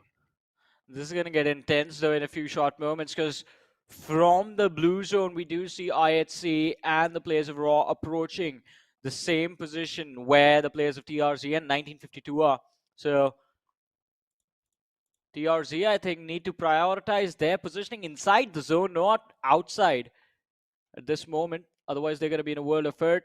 But look at that. I think that has to be the first blood of the game. Leo right now from the side of MABETEX has been knocked out by the players of Skylightz Gaming, but the finish is yet to be secured. Yeah, it's been quite a slow start, of course. But not slow enough. We've seen the first blood being drawn at 12 minutes in the past. 13 minutes. So I would say still better than what we witnessed. But Leo being knocked out, at this point in time, might as well just consider him a gone case because he needs to crawl back way too much. Of course, on the downhill as well. If the players of Skylightz Gaming do get a line of sight onto Leo, then it can be complete another story. But they're also getting shot at by the backup from the side of MABETEX. So Leo, there's a chance he might be able to stay alive for a while, but the distance is a bit too much, and Leo is trying his best to crawl back. But his team are they going to be able to make it to Leo? That's my question. And the answer is going to be no. MABETEX, they're going to leave Leo to die over here because they do realize the main priority over here is the circle. Yeah, I think they left like 15, 20 seconds ago. They just realized like, all right, we have to give this one up. We can't really save our own teammate, but what we can do is gatekeep the players of Skylightz Gaming by rotating a little bit earlier.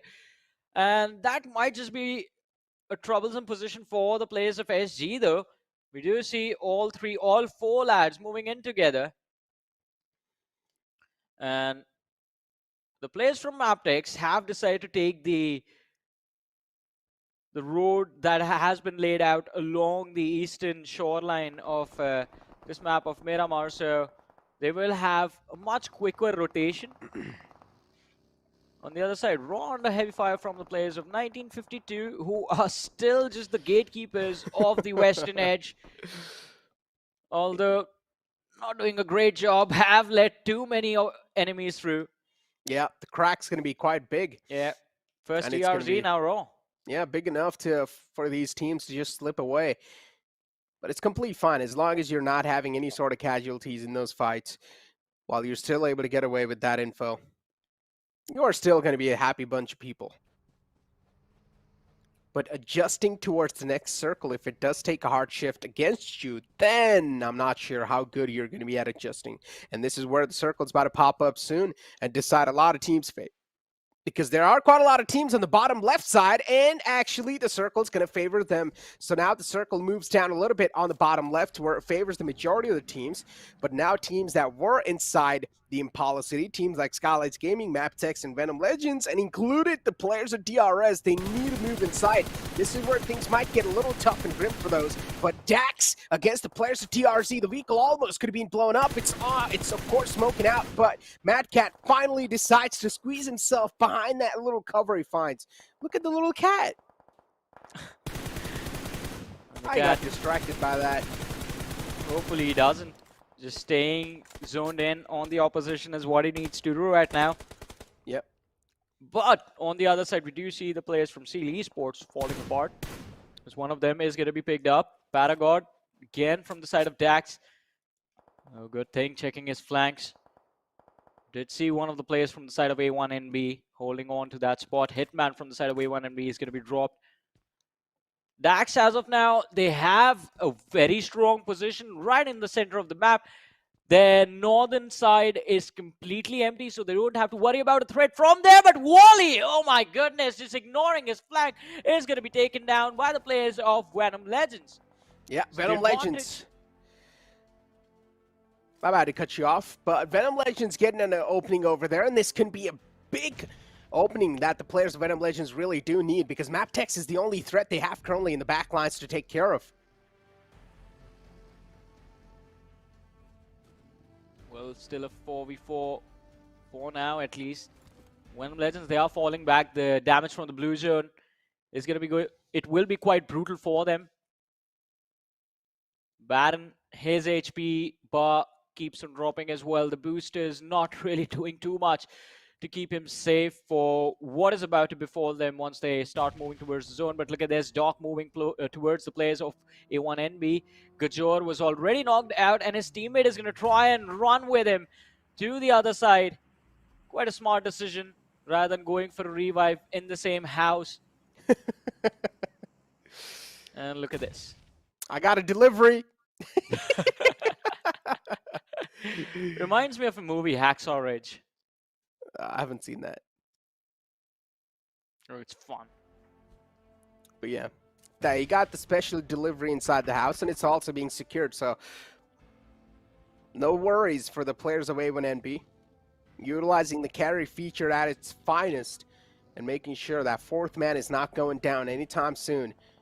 DE Warriors, though, they're still on the outskirts. They're still on the doors of A1NB, and they want to keep on knocking on that door. They want to keep on applying that pressure, but now they finally realize they're also getting shot at from the back lines, and the circle shifts up north once again towards the Los Leones city, where the players of Elementrix find themselves in the lucky shoes. Now, as I've been mentioning over and over again, Elementrix are really solid when it comes to playing that defensively, and now they will need to rely on those defensive instincts once again. They will need to try and edge keep a lot of teams, and they do have a big chance of doing that as well. That means a lot of elimination potentially can be wrapped up from their side if they do play that perfectly. A1NB, on the other hand, still DEW is the biggest threat in the front lines, and they do not want to let it go just like that, because they have realized they've caught enough amount of problems for the players of A1. So Avon, they cannot just neglect it. On the other hand, DEW, they have no intentions of taking this fight against the players of A1NB, because they do realize A1NB in this fight some sort of has a big advantage. Good fights and bad fights, and DE Warriors know this is a bad fight to take no matter what. A1NB, unfortunately, they spot at one player slipping by. They do want a little piece of that one. But Deadeye's Warriors, they're doing a great job positioning themselves up, and they might just be a little sandwiched at the same time. DRS in the back lines moving up from the side, and now they're also under fire from the side of A1 Esports. A lot of trouble to deal with. Deadeye's Warriors somehow positioning themselves in these sandwich situations. Well, let's see though. Dax on the other side of the map doing wonders as they take down the players of TRZ. But this three-team collision right now is where things are going to get heated up. A1NB, as you mentioned, do have a pretty nice spot for themselves in that house, and just the fact that the other teams will have to climb uphill to take them on works out quite nicely for them. But DEW on the other side, sandwiched with Raw from one end and DRS pushing in from the other. Not a lot of options available for them, but DRS end up focusing on the players of Raw, as Smokey is going to be taken out, allowing the players of the Warriors to regroup and readjust. But on the other side, MABETEX are going to be the first team to be eliminated from this game, as we are finally down to 15 teams, 52 players remaining. I'd see as well as catching a bit of hurt. Big teams are definitely getting dismantled, including a team like DE Warriors, where my pick was them. And even Johnny's pick is DE Warriors. So, Johnny, our pick is definitely in big trouble, but I'm pretty sure there are a couple of people in the chat that have made the right prediction. So they are going to be quite happy because there are a couple of teams currently in the most strongest positions possible, including a team like Elementrix and Skylightz Gaming. But DRS, now they find themselves in a sandwich as T2K from the right lines is looking to wrap up. But are T2K having any sort of intentions to commit to this fight? Because the wall of death is moving in from the back, and the main priority here has to be the circle. A1NB is in the front that can try and cause a little problem, that can try to create a little bit of drama, but DRS, they might just catch a lot of fire from the side of T2K, and that's what exactly is happening. Jane's in the front, and Jane needs to move inside the circle. Was out in the open, try to cross the road as well, and finally Rick gets shot at. Rick ejected out the vehicle, instant confirmation flowing up as well. A1NB doing a great job holding this side, but even they themselves now need to move inside. And this is where problems are going to knock their doors, and that's what exactly is happening. A1 Esports, as soon as they do make the rotation happen, they're catching a lot of fire onto themselves, and T2K is trying to welcome them inside the circle. But that's not going to be the case. A safer rotation, that's going to save them their lives. Prioritizing just staying alive, and even that is not going to work out. A1NB, they thought they made it. They thought they were going to stay alive in this game for so long, but they get absolutely destroyed by the players of TRC, who in fact are now being traded out by Raw. Let's see what Mamba can pull off. 1v1 against Liquid. He's charging towards the high ground. Liquid, he does not see. Towards his left, the opposition is going to be there. The drop shot with the UMP is missing everything. And now both the players running around inside the smoke. Liquid finds the opposition. And there is the drop right there. Putting on the first aid now before he goes for revive on his last surviving teammate. That is Smokey. But where is he going? Yeah, the wall of death is just applying a lot of pressure. Had to let him go. TRZ. Yeah, TRZ is still trying to move in. I don't even think he has enough amount of meds. So yeah, there we go. Yeah. Finally, the man's going to bleed out. As the player who was outside the circle didn't have any sort of first aids to keep on healing himself up, and now Seal being breached by the players of WIZZES Club. WIZZES Club outside, they find the opening, and now the Grim Reapers are here to take away the players of Seal as Spooky is knocked out. Lucifer wants to get the fallen player back up. They are quite injured. The bandages are there. They're trying to peel themselves back up inside this fight. They want to be strong. They want to be a four-man strong squad, but no, somehow the players of WIZZES Club are screwing this one up. Even though they found the entry, they found the opening, somehow it's not working out for them as another man falls down from their side, and now Seal, they're just charging in like a pack of soldiers. Two men against that one. Red didn't even stand a chance, and he got taken out easily. WIZZES Club, there is one more man alive, and that is creating a lot of menace, but unfortunately there's a third party from the side of DRS, and Seal Spooky is surviving on 1 health, and he should be taken down soon. Well, he was surviving at this point since Seal Esports have been eliminated from this game. The Warriors down to their last surviving player. Oh, look at this. This is not going to end well for the players of 1952. 3 of them just pinned down right next to this massive wall in front of them, and the players of high voltage, they have an opportunity to call in an artillery strike upon the opposition with the number of nades that they have. I think they're just going to fall back, just prioritizing their own position. They're like, yeah, we do not care. We're just going to move in. We leave Jiggle behind just to delay the rotation from the side of 1952. And if we can hold them off for at least 10 seconds, the shots are going to come in from somewhere else. And guess what? It is IHC from the right flank. Demo dropping the entire team. Demo took down 2, and the last player went 2-0. 1952. It's that was funny. 5 seconds. It's funny how that last man of 1952 thought that IHC has no clue where the last man is, but no. Yeah. But no, he was just reloading. He was waiting. As soon as his gun was done reloading, he just started taking shots, and he was like, all right, I'm done. I think that was all about 5 seconds. It took IHC to just wrap things up. I mean, hey, that's just Demo doing Demo things, right? Giving a Demo what he's capable of. But right now, it's time to give a full movie. It's done to give some demos, and now IC pouncing on top of the players. So Dax's DRS as well are still there in the front, but DRS, they want to keep themselves shrouded. They don't want to participate in the fight just yet, as they want to let these two teams fight it out. They want to let them just burn a lot in this one, as they have lost out on 2 players themselves, and now finally DRS chime in the fight, as they have managed to third party this entire fray, and Dax is now completely wiped out from the face of the earth. It's all down to a 2-on-3 situation where DRS, one of the players, is quite down low and is also bleeding to his death. Killer YT should be back up on his feet. This should be a 2-on-2 situation, and both those 2 players should be quite healthy as well. Nice shot. DRS trying to capitalize and compromise with whatever they have. One little shack as a cover, and they are doing a great job of defending that as well. Playing around that one, trying to puzzle peek around this. But how are the players of IC gonna take out DRS? Smoke pathway created to try and close out the distance. Killer YT inside the house looking to patch himself up, but IC, there's still a lot of pressure onto themselves. They don't know if they're gonna get shot at from any of the side angles. They don't want to just push in like blind horses. Let's see, top 6 teams, 16 players still surviving. If you are going to draw a comparison to horses, I think these players, they're going to have to go for the long haul.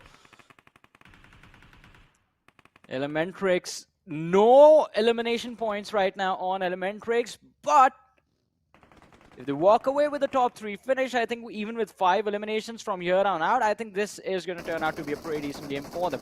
And guess what? They are already in top 5 now. 14 players still alive. DRS against IHC Demo. Killer YT going for the kill right now. Going for the finish, but the shots from the flank just putting him under a lot of pressure. Demo taking a lot of damage. He is not going to survive. Gyante getting that final point. IHC, they're going to be shown the exit from this match, and we are down to the top 4 with 13 players still alive. Speak of the top 4, and right now, Elementrix, they know there's a lot of teams in the front. They are taking the shots as well, but not just a clear line of sight on those teams. Skylightz Gaming with a really brilliant and a clever rotation, but they haven't really gotten a lot of peace for themselves in that circle. DRS is the biggest threat alive. And as soon as the players of DRS even get a little glimmer of that player, Skylightz Gaming are screwed big time. And right now, DRS, they're just peppering down a lot of shots downhill. They're just lighting things up on fire with the bullets. High voltage inside the little house. Every single team will need to step outside their comfort zone. It's just a matter of time. As soon as those 13 seconds, those 10 seconds pass by, the wall of death will start to close in slowly and steadily. And look at this smoke pathway being created from the side of Elementrix. Now it's time to breach. It's time to leave the defensive pathway. It's time to lead the charge. And that's what the players of Elementrix are doing. They want to breach in, and that's what they exactly do. They're doing a great job in finding those openings as well. The trades are happening back and forth. Elementrix, they're somehow really looking strong, but now they're down to just that one last man alive, the final glimmer of hope, who will look to close things out, and who is looking to clutch this one out as well. Both of these players are quite down low. They haven't really had the maximum HP, but this is where Bishal might just pull off a brilliant move. He packs a medkit with himself, pops it, now instantly back up to full HP, will also lob a nade inside. And the information is being given away by Precious. He knows where exactly those 2 players are, and that nade is going to be completely on the mark, and it should eliminate both of those out, and that's what exactly happens. High voltage being eliminated from the game, but with the cost of quite a lot. That decision-making right there is, well, I have a lot of questions now as to what exactly happened. You know there's one more lad surviving. He was running around out in the open outside the building and still going for a revive. So close. Does result in High Voltage getting eliminated, and I think Elementrix is going to be next. AJ, 2 more first hits remaining, does see the players of Elementrix fall right in front of them, and it is between DRS and Skylightz Gaming, a 1v2 situation, completely unwinnable for AJ, since he is in the blue zone right now. So this game, well, it's going to be a wrap, and there are some moves. Nice! He knows, Killer YT knows. finishing the game with style. Yeah, no points some for that, nice though. dance moves. It's some nice dance moves. I like that. I like that dance. It's a good one. Oh. Aren't you supposed to 17 do the elims? Panda dance right now, though? 17 eliminations. Oh, that's a statement being made from the side of DRS. I mean, they had the high ground, but they utilized it so perfectly. They didn't really get overconfident. They kept their Yeah. heads down when they realized that this is not a fight you want to take. But DRS overall, with the way they played that previous game, of course, you clearly do see that matureness coming in. You can tell with the way they played, the decisions were made perfectly fine. Even though they only had 2 players in the end of life, Yeah. still they played perfectly. I like how you called the decision making mature when the final decision in the game was to just go this. That is mature decision. When you know that the enemy team is not going to peek out anyways, you might as well have some fun, right? Of course, of course. I mean, there was not a single opportunity for Skylightz Gaming to steal that game away from DRS. Their win was set when the entire Elementrix high voltage fight went down. And DRS is using that opportunity to gain the high ground advantage. Also, the fights before that working out quite nicely for them did do quite a lot to give them the momentum that they needed to go for a win in this particular match. But there was just game number 2. We have 3 more matches remaining for the day, ladies and gentlemen. So I hope you guys are as excited for those as well, because the next one is going to be played on Sanhok. But before we move to the next game, we're going to take a very short break. So just stay tuned, keep watching. We'll be back after this.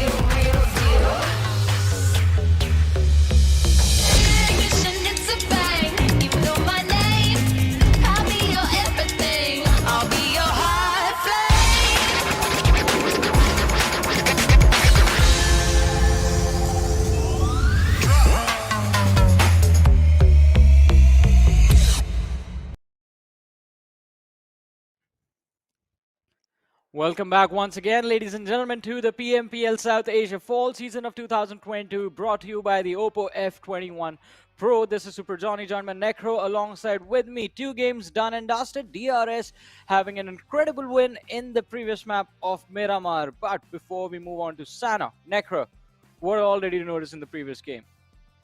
Do I really need to talk about that? I mean, Yes. I feel like the main attraction point was the dance at the end. That was the main attraction point. But if I am speaking seriously over here, so I would like to talk about the push that was being made from the side of Elementrix. Of course, that was one of those pushes that was quite scrappy, I would say. It was quite a scrappy fight. It was really hard to tell what exactly was going on. And one thing I could tell for sure, the execution wasn't planned out. Well, I think that they did sort of have a game plan for that particular situation, but not anything beyond that. But we do have the MVP on our screens. It is going to be Gyanthe from DRS. 7 eliminations secured, 832 damage dished out. So overall, a very healthy performance in this match with a 24-minute on 37-second of average survival time that he has. Basically staying alive till the very end of the game, because we do have his teammates right behind him. There's Delta, Killer YT as well.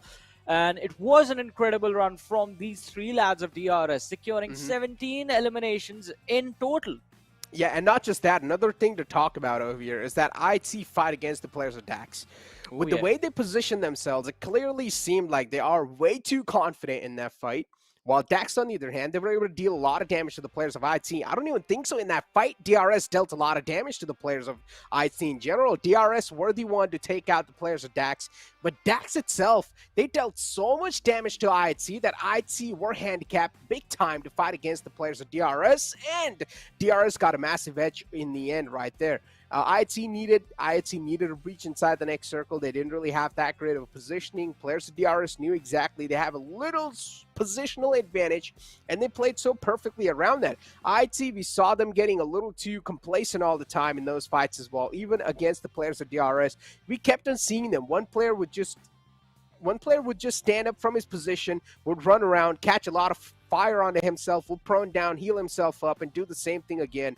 Well, the player IT in general was just not really able to do a lot in that situation, where I personally feel like that thing could have been played so differently. The position they had could have been played in way much more different styles, I would say. I mean, possibilities and options are always going to be there, right? The more options, the more openings you can create for yourself, that sort of defines that is the defining line between the good teams and the great teams. The great teams will always have at least 2-3 different scenarios already planned out from one particular position that they are holding, and I think that can be a game changer sometimes. Just having 3 different options available. All right, this is one compound we can go over and hold a position from there for the next zone. There is one team, if we take them out, that's one more option, or we can just fall back, go wide, and just completely avoid everything. But DRS right now, 32 points secured from this match. We did see when the game ended that their ranking in the overall has also improved. They are sitting in the top 2 at this point. So DRS is one of those teams that are not really worried about what is going to happen to them in this week. No matter what goes, if they basically finish in the bottom 16 in every single game, they still will be headed towards that grand finals, but with not as many bonus points. So I think DRS, Skylightz Gaming, the Warriors, Godlike Stalwart, High Voltage, all these teams are basically fighting for an advantage for the grand finals so that they have a much easier time lifting the trophy. Just build a safety cushion before the matches even start. But still, or they can do that.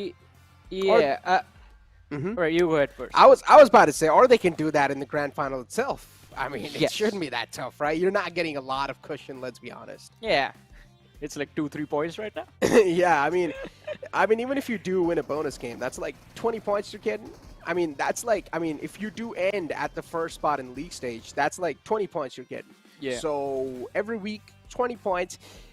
It's an okay cushion, I would say, but if you are a team like High Voltage who already has a decent amount of cushion, and even if you do miss out on those 20 points in the end, it's not going to affect you that much because there's still a big chance you will be able to outrule a lot of teams with your consistency. But if you are aiming for that trophy, then yeah, it makes a lot of sense if you do want those bonus points no matter what.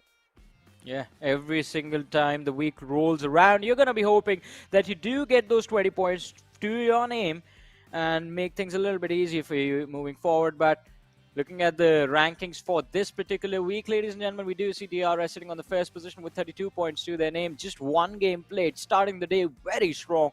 Raw Official on the second with 30 points in total after the 2 matches they have played. Myanmar as well with this particular match have done quite decent. Not this one, but the one before this. They played the first Erangel. They managed to finish in the top 2. So that was a wonderful game for them. But as we move to the second page of the ranking, again, we do see 1952 TRZ and Gremlin Storm in the bottle. But surprise, surprise, Godlike Stalwart, at least today, the first game has not gone their way. They're sitting in the bottom 4 right now, but we are pretty sure they're going to bounce up. Oh, yeah. It's not even a doubt. One single good game and Godlike Stalwart would be like at the first, pretty much. Would be like in the top 5. It's a similar sort of situation with the players of IT as well. Even if we do see them on the latter half of the board, I always know there's always a little piece of trust from my side, even on the players of IT. Even DE Warriors, the similar case with them. They're currently on the 11th spot, but are we really worried? The answer is going to be no. With that being said, third game, ladies and gentlemen, it's going to be a solid map, I would say. The map of Sanhok. I personally love to watch this map, and I'm the most entertained person when I see Sanhok in front of me because, of course, way much more smaller map compared to all the other maps that are being played inside the competitive pool up till now. If you do compare that to Livik, but I wouldn't really count that. But yeah, Sanhok, I would say, is one of the most entertaining maps, and I am down to see how teams are going to be playing it out inside the map of Sanhok because we know we are gonna see a little bit of variety, or maybe not. There's a chance maybe a team like Godlike Stalwart can take it. Anything can happen, man. It's just Sanhok. Exactly. You never know what's going to happen in this map. It can get very intense very quickly, or for the first 10 minutes you're going to be watching basically nothing if there are no early fights. But towards the southwestern side of the map, we do witness a little bit of early action. If the circle is towards the Camp Alpha Island, then you never know what High Voltage is going to be up to as well. So it's going to be quite interesting to see how this game is going to play out. Although, as you mentioned, I think we should not talk about Livik unless we are already headed towards the weekend. I think on Saturday we can start bringing Livik up. Because the match is only played once. The map is only played once. Is going to be back in action. Let's go. DBS is also one more thing we need to discuss. Since it is Sanhok, it does become a very, very viable pick for players and individuals, especially in that early game situation. You have a drop clash and you see a DBS, pick it up. Pick it up. The other team. That's a lifeline. I'm not even lying. That's a lifeline. It's like in Mario, how you have 1-up. Oh, yeah. That's DBS right there in PUBG I think Mobile. it should be -1 up for the opposition. For the opposition, yeah. But Yeah, +1 for you because, oh man, of course, that'll be like a lifeline being graced to you. All you need to do is just one Yeah. pump and the enemy team's dead. But enough talk about the DBS because we are really setting the DBS up over here because all these players, of course, will try to get their hands on that gun. With that being said, Johnny, time to make the prediction as well, as Group C is going to be sitting it out. Yeah. Which team you think will take this one? DE Warriors is going to be my pick for this game. I think the kind of run they are having today, it is going to be very important that they start performing now. Again, a team from Group A, so that means they only have 2 more matches left. And the Warriors, I feel like, would not like to miss out on the amazing momentum they established during the first and the second week of this particular tournament. So it's time to start cashing in whatever you can from this game onwards so you do not miss out on the first day of the last week. I'm confused between IHC or Godlike Stalwart. I think Godlike Stalwart should be your pick since we are going with the Superman and Kryptonite scenario again. Should I though?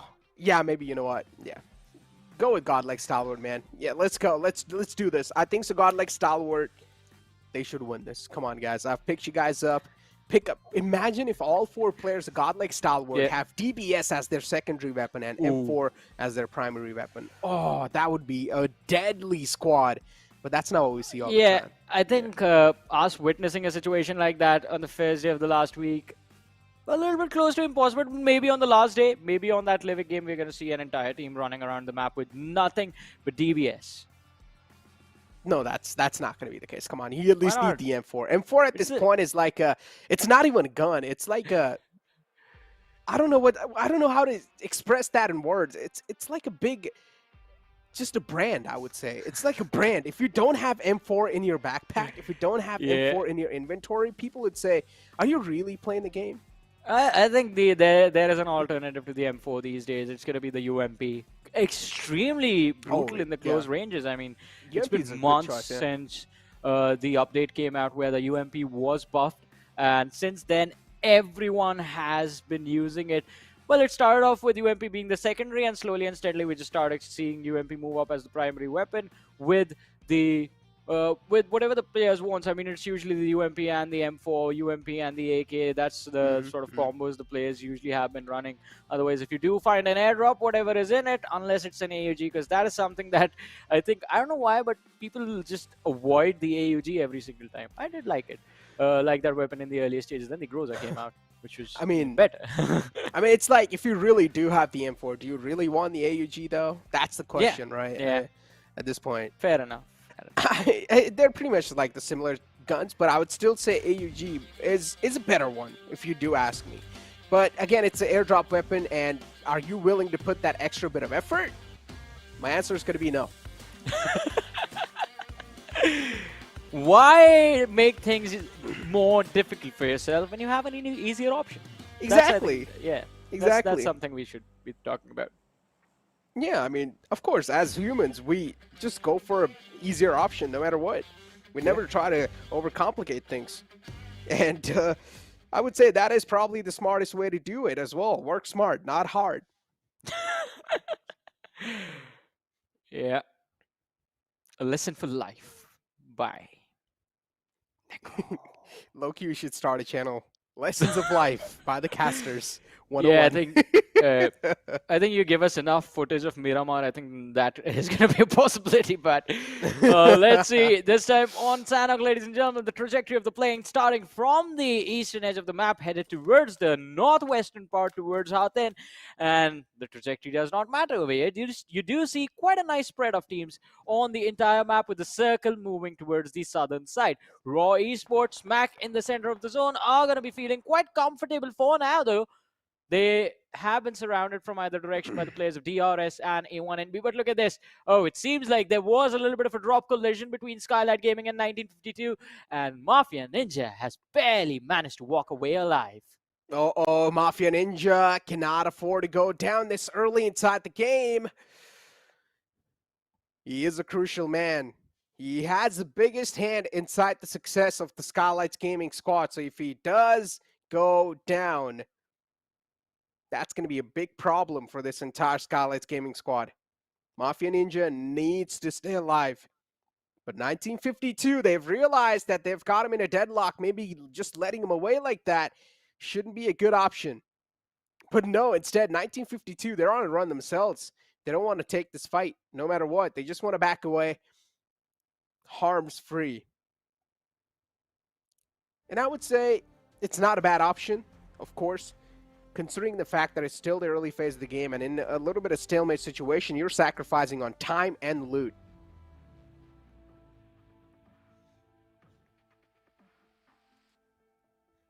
Let's see. He's still not left this position. I guess waiting for his teammates to show up once they are done looting and then reapply the pressure on the players of 1952. Well, finally, he starts to run in the other direction, realizing if they lose out on too many bodies in this early stage of the tournament, it's not really going to be worth it for them.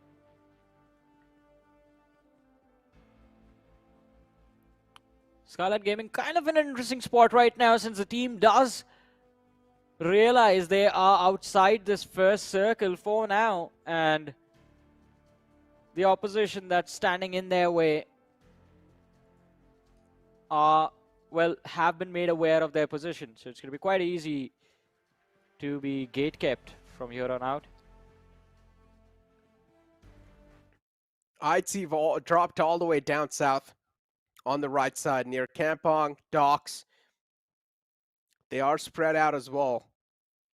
1952 currently. They are just around Kampong in those fields, just going for the loot. Now in the past, if I'm not wrong, we've seen 1952 drop inside Kampong, but this time I'd see they've taken it over. An interesting takeover indeed. So that's why 1952, they're being pushed over on either side. They're really not able to just capitalize on that spot anymore. A1NB as well, all the way down south, currently in the smack center of the circle too. They're looking pretty good, but hopefully they're not on a loot deficit. Because Sanhok, to survive this map, you do need a lot of loot, especially those meds. Because you're going to catch a lot of bullets from no matter what sides, and even if things go south, then you can rely on that med strat, which we have been seeing quite a lot recently inside the map of Sanhok. Makes a lot of sense too. Again, free points. You might as well would want to gather that. DE Warriors still on the top left island, haven't really moved a lot. They still need to make it inside, in a better spot inside the next circle. WIZZES Club looking pretty good in Camp Charlie. DRS all the way on the left side near Sami. Elementrix in Ruins. These teams are harms free. They're looking really good. They're chilling for a while. Go like stalwart on our screens. Having spotted out, it looks like the players of Raw Official is rethinking their plan of engagement. Pika just making sure he has vision of that position, but this could be the first blood of the game, ladies and gentlemen. Gremlin Storm losing out on Rowdy as Koa out of nowhere shows up, pops up like a phantom of menace. And well, Menace he shall cause, takes down one of the players, but Necro, there it is, the DBS in action in the hands of Memo, as Sinister is instantly traded out. So A1 Esports, what could have been an advantageous pick for them, has been nullified instantly. DBS, of course, will help them neutralize things over there, but Sinister, as he has been taken down, that's the IGL out the fray. A1NB losing out on a big man, and that's going to be a big casualty for them. QBZ in the hands of Hitman. Hitman's been a solid player. Indeed, he has been the Hitman for the A1NB squad, but now they're getting breached on, but now they're getting charged on by the players of TRZ, and the threat is approaching them. Gajor, a little too late to react, and that's why he will be taken down. He let them close up a bit too much. Gajor should have fired a little bit early off, but no. He fired a little too late. The players of TRZ closed on up a bit too much, and now A1NB, they're just left with two players, Hitman and Koa. As always, Koa, of course, is in the back lines, just away from all these battles, does not want to be a part of them. Hitman somewhat needs to make an escape, and he is doing so. Backing out from that fight, does realize a 1-on-4 is not a good shot. So maybe he just wants to stay alive for as long as possible. It's still quite early. We haven't even seen the second circle hit the deck, and already these fights are happening. 3 players have been taken out overall from this game, from which 2 of those have been the players of A1NB, Gajor and Sinister. A lot of teams actually stacked up right in the smack center. And we might see a couple of more fights start soon. Now, these teams, of course, they're gathering a lot of visual information, but they're just waiting for the next circle to hit the deck and maybe potentially at least one of those teams being forced outside their comfort zone.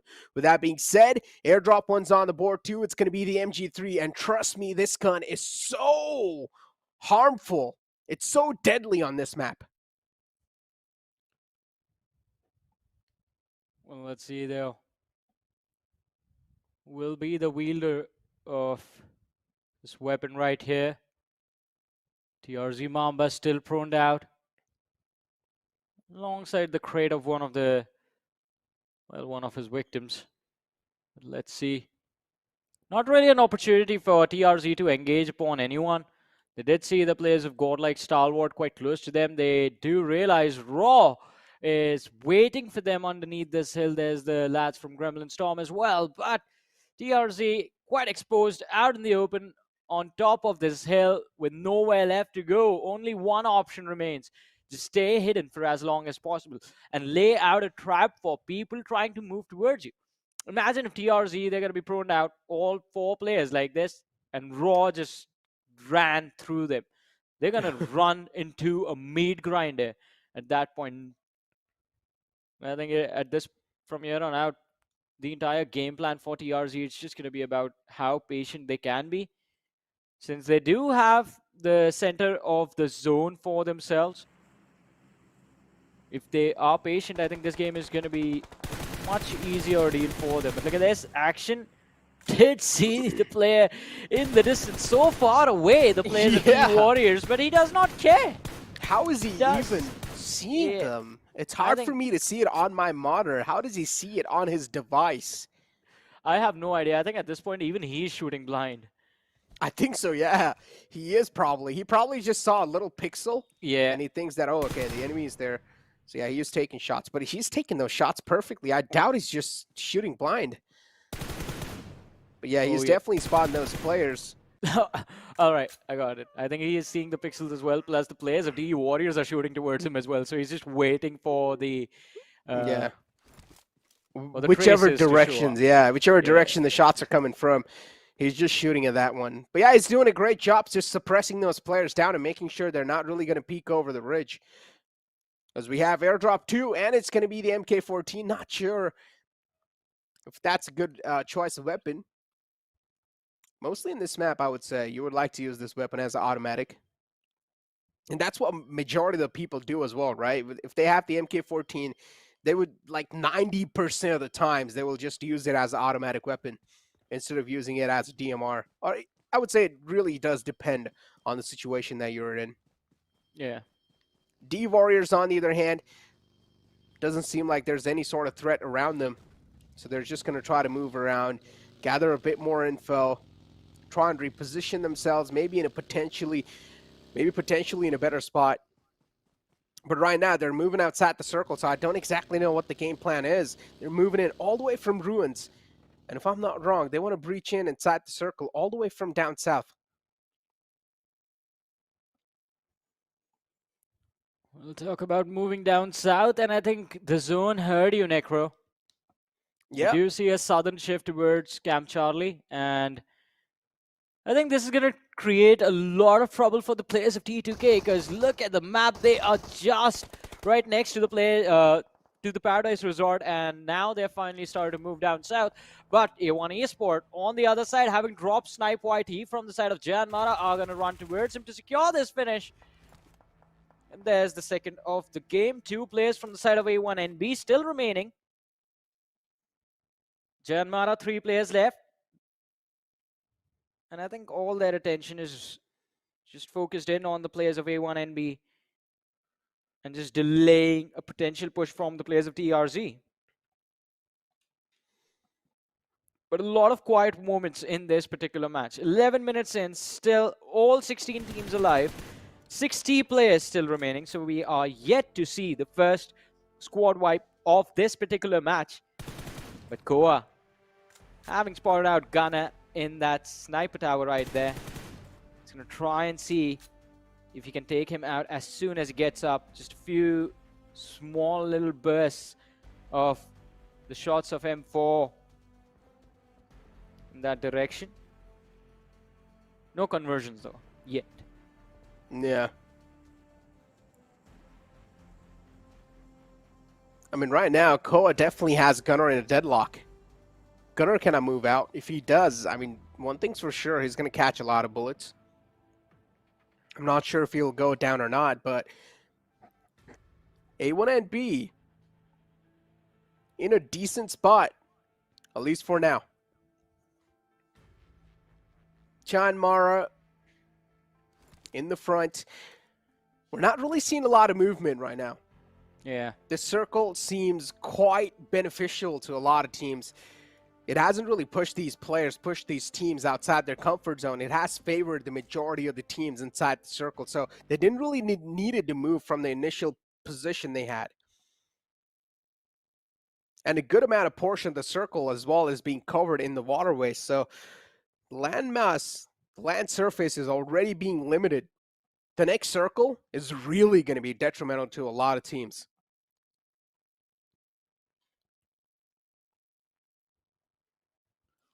We'll see though, it's going to be quite detrimental as you said, but might be a few of those individual teams that do figure out a way to deter a situation even before it occurs. Just predict the future, if you will. Germana Gunner still holding on to the exact same tower that he was in before. I hope they realize Skylightz Gaming moving in close to their position very aggressively as well. You see them in the distance. And now out in the open, Jan Maragana finally going for a few shots on the players of Skylightz Gaming. Does not really manage to connect though, having given away his position. Let's see what the end result is going to be. But over here, DE, the nice guys getting destroyed by DE Warriors, as Trulov and Chari are going to be put to their knees. Joker in the back lines taking a lot of damage from the blue zone. Just trying his level best to survive, to cover for his teammates. But I don't think that's going to happen. I think DE, they will have to give up on this entire situation. 2 more players lost.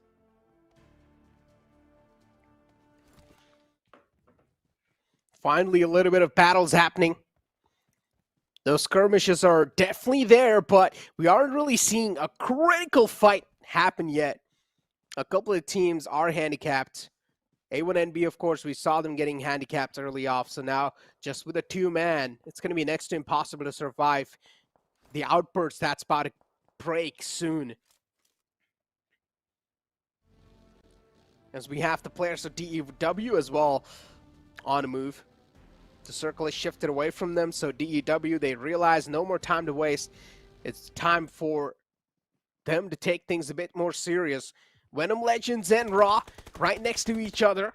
And Raw this time are doing a great job of defending it, but no, the trade's actually going to be back and forth. It's a perfect trade.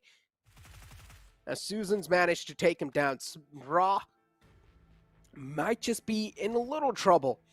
As VENOM Legends, they should be able to get the fallen player back up, but on the other hand, for Raw to get the fallen player back up, it's going to be next to impossible. Smokey is inside the water lines, hoping that no one's going to be able to spot him, but he's already being, his position's already being compromised, so he cannot just stay underneath the water for a long time unless he's going to suffocate to his own death, and also at the same time, he's being ticked away.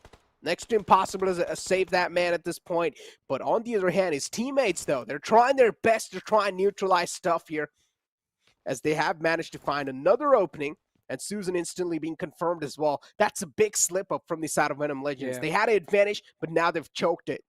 Yeah, a massive slip-up, as you said.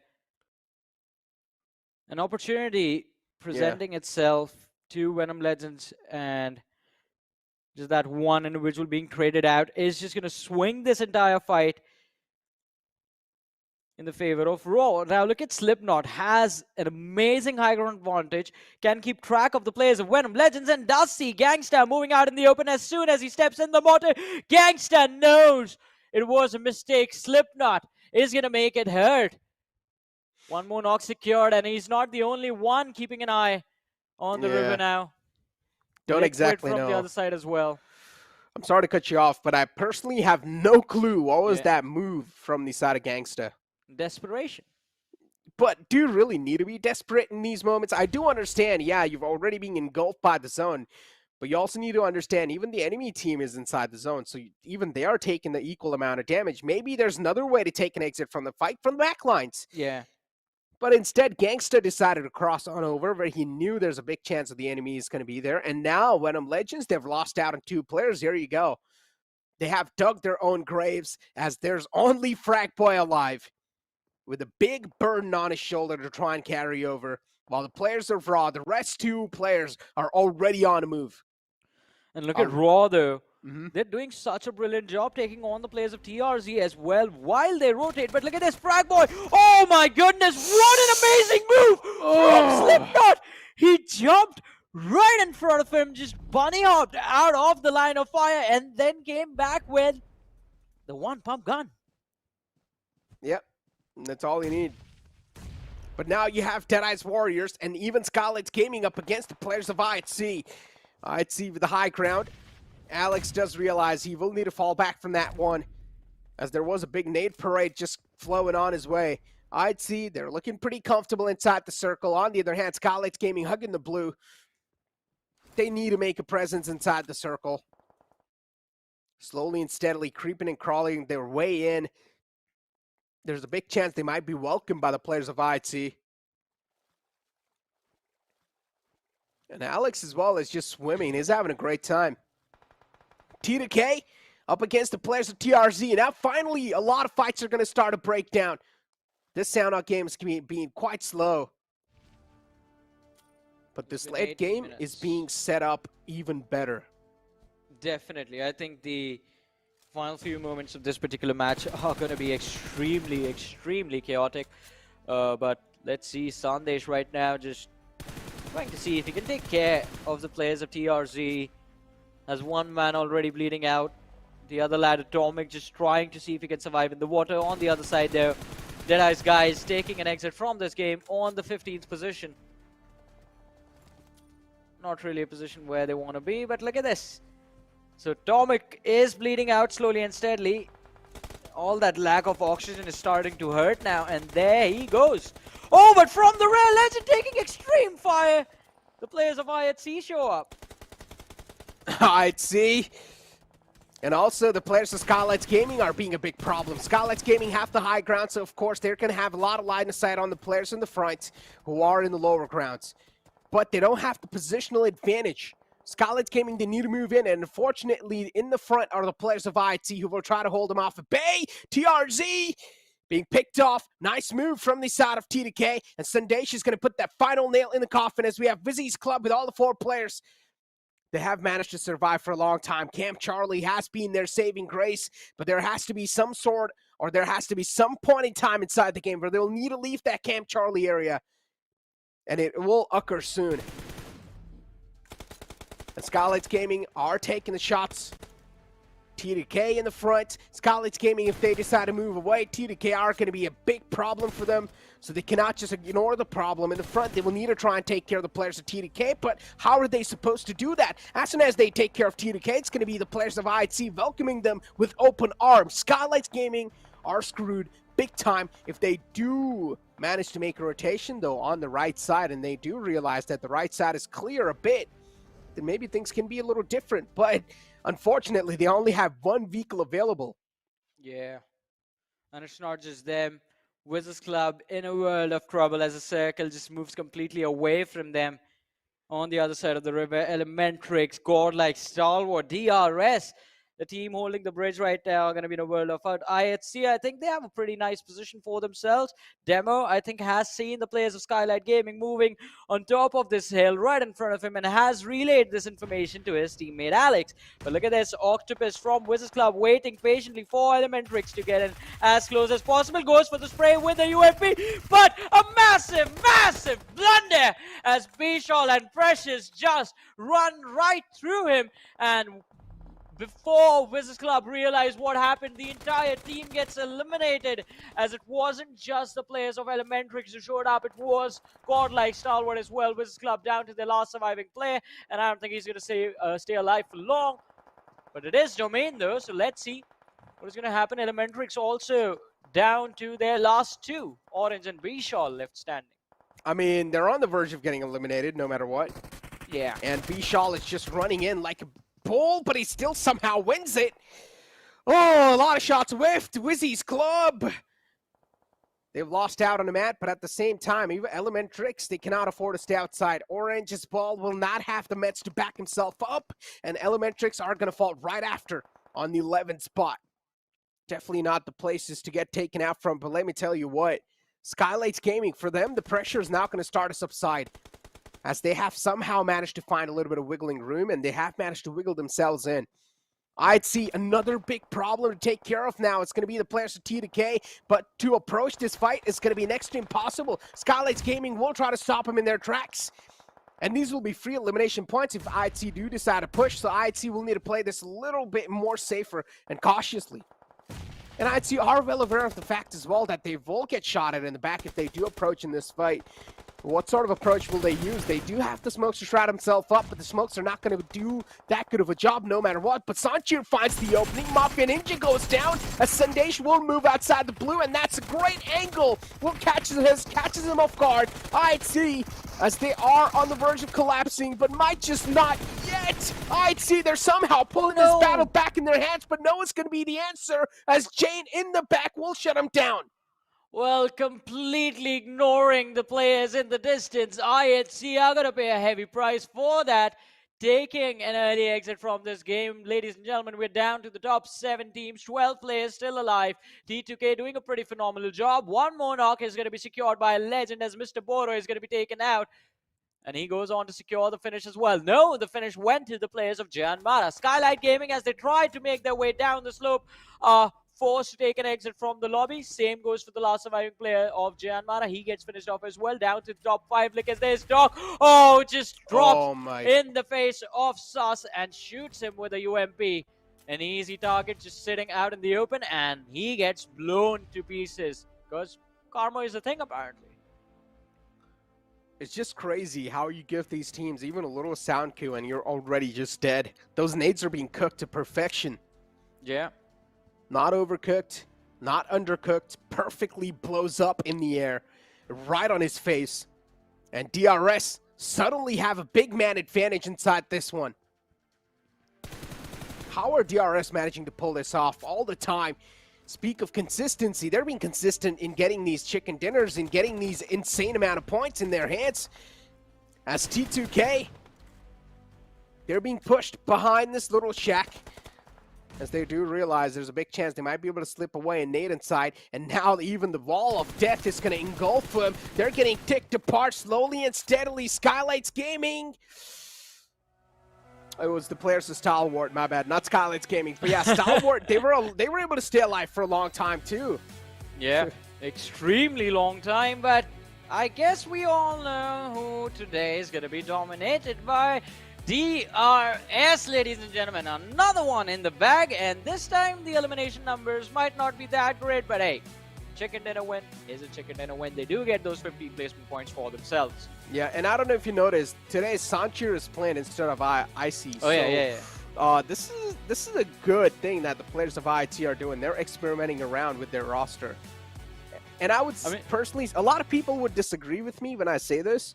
Yeah. That I'm going to say that they are in the spot that they can afford to experiment, because I agree. Yeah, even though they're not like on the first spot, they're still on the top 5 in the overall league standings, and that's what really does matter.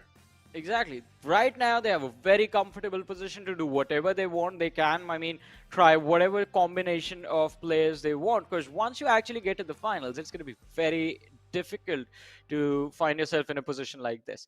But for now, ladies and gentlemen, we will take a very short break. You guys just stay tuned, keep watching. We'll be back after this.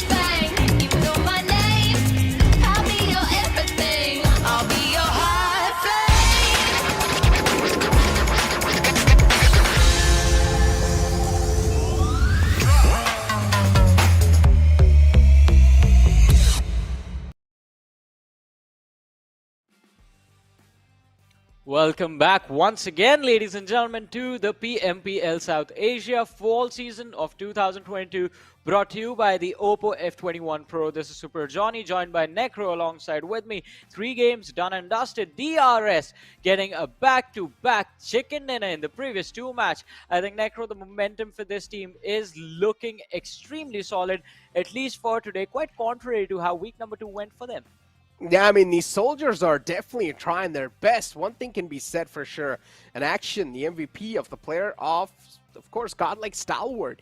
With 3 elimination points and 3 knockouts, this man has secured average survival time of 21-24. We did see one of the players from the side of Godlike Stalwart stay alive till pretty late, so it was probably action. But yeah, I mean, Godlike Stalwart, a decent showing even from their side, and now they're probably going to start to claw their way back up slowly and steadily. Well, yeah, I mean, the option is there for them. Godlike Stalwart, one of the most deadly teams inside of this lobby right now. And they have been doing a pretty phenomenal job week in, week out, as we always do like to say. And I think there is a reason for it as well. We have seen them start slow in week 1, but then they finished in the top, well, they finished first in week 1. Then we go on to week 2. We think for a moment that Godlike Stalwart is not going to win. They finish in the top 4 again. So quite consistent, this team. And I think this week, as we have been seeing so far, it was a slow start for them. And I think now the recovery is there. We did see Action become the MVP of the game. Pika is going to be there in the list of top players with 4 eliminations to his name as well. And speak of that, I mean, No Fear too right there. No Fear is able to make a mark for himself. Dante from the side of 1952. One thing I can say for sure, we are seeing 1952 play way better than the way they played inside the week 2. And I'm loving it. And this is what the 1952 squad is being expected from. And this is what they need to play like as well. On the other hand, you have the players of Raw as well coming in. It's going to be Sus with 3 elimination points and the damage number of 415. Raw too, I mean, we saw them defend the entire area pretty well, and they did a phenomenal job too defending that Painan area. But unfortunately, I would say even a lot of mistakes were being made from the enemy side too. So again, those mistakes were easily being seen on the screen, so I'm not really going to speak about them quite a lot. Match rankings in front of us off the match 3 off the week 3 of day 1. And as you do see, Godlike Stalwart, no matter what, even if they did not get the chicken dinner, they still got the 2nd place, and that's why they're leading the charge in the match rankings. Well, they are doing quite well for themselves, and it is going to be very important to make sure that the consistency is going to be there. But on the other side, TRZ, now that is a consistently low point day that they are having, and we, as we mentioned, even though TRZ, we have been quite critical of them, there is still a possibility for them to actually make it to the finals. So it is, again, very important that they score whatever points they can in every single game. Otherwise, I think starting tomorrow, it is going to look very, very tricky for them to move forward from the league stages to the finals. So it is going to be quite interesting to see how the next few matches are going to go for this particular team. But also, along with that, I think the next map again is going to be played on Miramar. This time, Godlike Stalwart are going to be playing. So I think the other teams, they will have to be extremely careful, because after this game, we all know it takes 1 game for Godlike Stalwart to just get warmed up. Yeah, so I think that has just happened. I mean, Godlike Stalwart are pretty much going to be playing all the games now. So, I mean, all the upcoming games. Which are just 2 more games remaining, ladies and gentlemen. So, as Johnny said, Godlike Stalwart, and in general, any team, if they are on the latter half of the board, all you need is 1 chicken dinner or 1 solid game, and you're up there in the top 5. And at the first day, this is pretty much how things look like. It's really tough to make a lead or have a cushion on the first day. So, yeah, things are going to be quite volatile. Things are going to be quite fragile on the first half of the board, without a doubt. As we have the damage graph in front of us too, and of course, Godlike Stalwart have the most amount of damage dealt. But on the other hand, DRS as well is not really that far behind. One thing we can say for sure is that DRS were playing for the win. They played it so passively, they did not really show a lot of dominance from their side. Only 3 elimination points, and in the end, when they realized they have a big man number and they had a big positional advantage too, that's when they started being really confident. Well, let's see though. Look at that DRS. I think they're going to be quite upset about the fact that they have a lot of damage dished out and they only got 3 eliminations for that. But they aren't the only ones in that particular situation. There was another team having taken an early exit in the previous match. But Looking at the overall rankings, ladies and gentlemen, after the third game of the day, we have DRS leading the charge with 50 points already secured. Then following them up is going to be Raw Official with 3 matches done and dusted. So I believe the next one is going to be the last game of the day. We have Skylightz Gaming in the mix as well. Again in the top 4, Godlike Stalwart. Look at the climb, 11 positions gained in one game. DE Warriors right above them. Only 1 point separating these two Titans. I mean, speak of that, and then you have, I mean, yeah, as you said, Godlike Stalwart, man, 11 position leap, and there you go, 1 solid game, and they're already up. That's all they really needed. Now I'm just waiting for teams like Seal as well to start activating themselves. I'd see on the latter half of the board. Am I really worried? The answer is going to be no. Deadeye's guys on the latter half of the board, not really worried. Even same thing about MABETEX. MABETEX all the time, even in week 1 and week 2, they have ended things in a mid-pack. So I would say which is really not a bad outing for a team like MABETEX, and they have been able to qualify inside those bonus games as well. So as long as you're there, as long as you're inside the top 16, that's what's really going to matter. And then maybe in the grand finals, you can try and just beat or squeeze your way inside the top 10. Well, but let's see what is going to happen as game number 4 is about to roll around. Necro, the map is going to be Miramar. Group B will be the group sitting out of this. But that also brings us to the next question. What is your prediction for the upcoming game?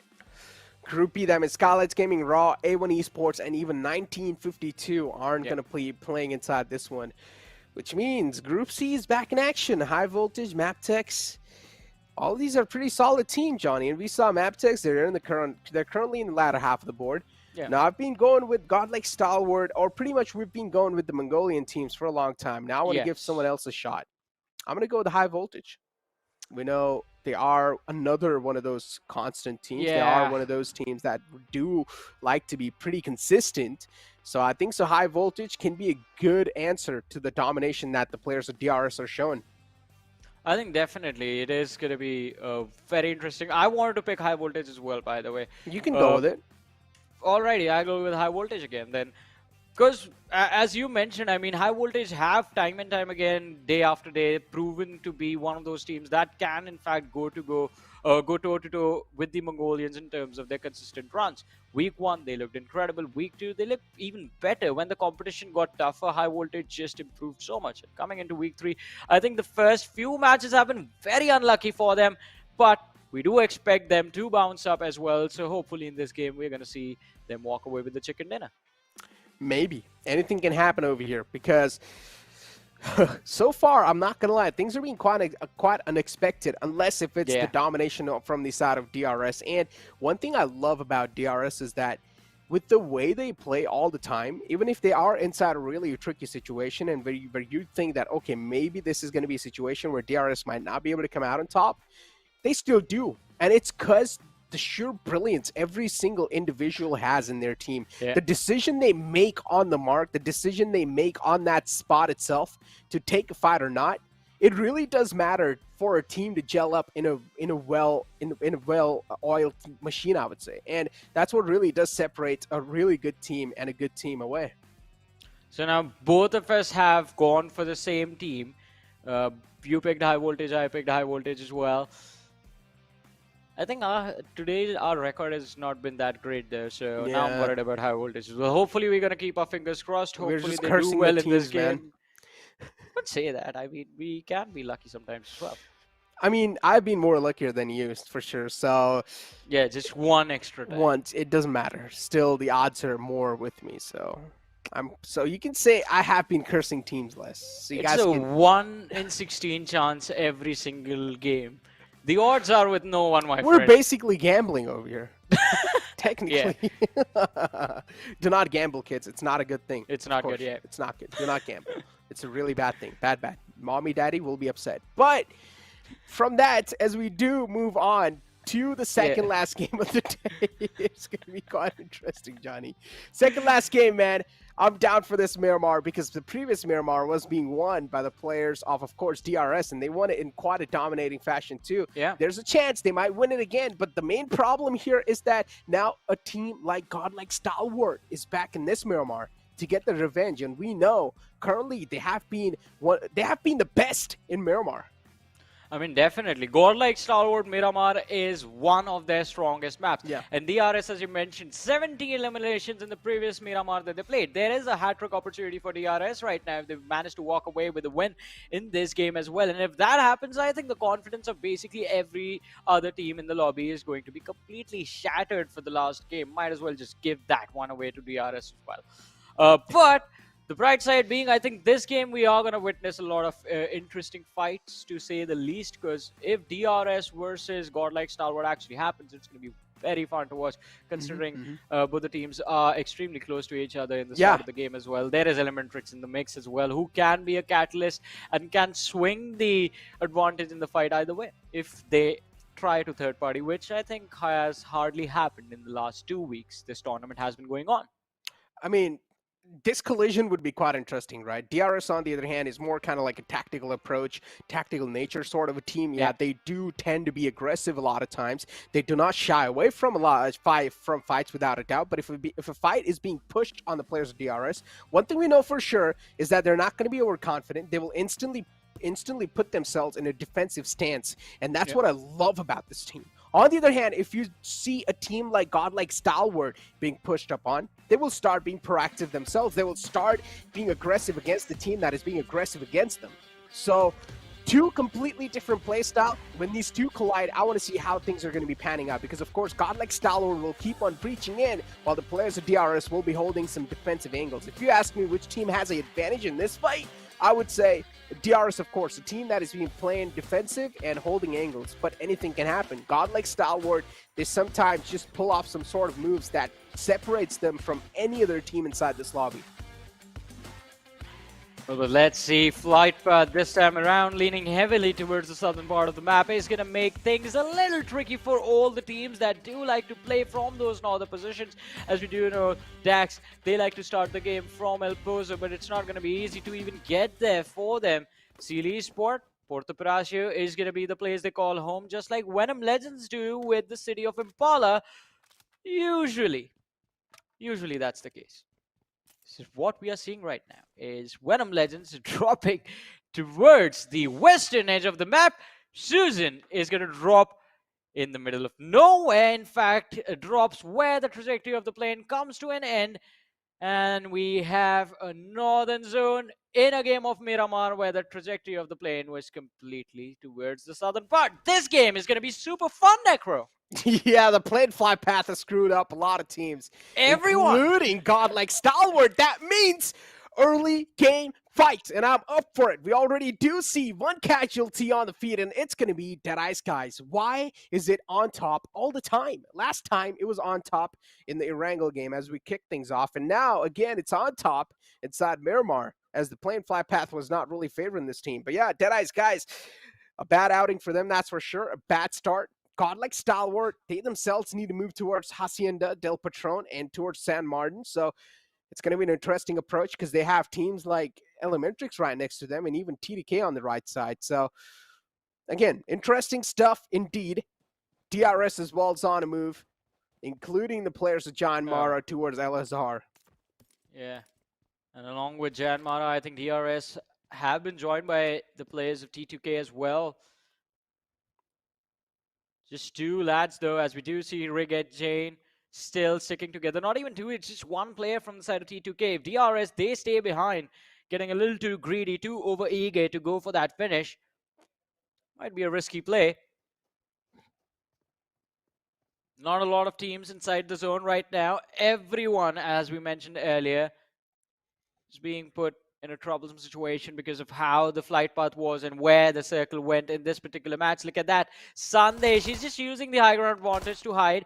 Or I was wrong. He's actually using the Thompson in his hands to just hold off the players of DRS.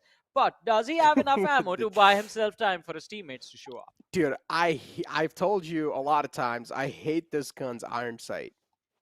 Yeah. I hate it. It covers the enemy, man. The iron sight's too thick, in my opinion. It just covers the entire enemy, like the entire player model.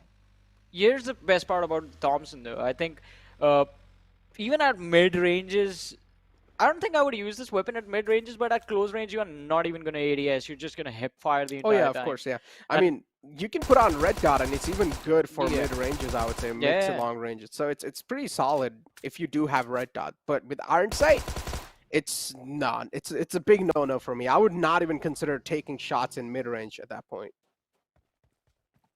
Let's see though what the players of T2K can pull off. What a wonderful move, I have to say, by Sundays. Just faking, I guess, the entire presence of his team. DRS, they just got pranked right now. That was a massive prank. Speaking of pranks, do you love pranks? Not at all. I mean, alright, no. I do enjoy them. You do enjoy them? Yeah. Hmm. What about you, though?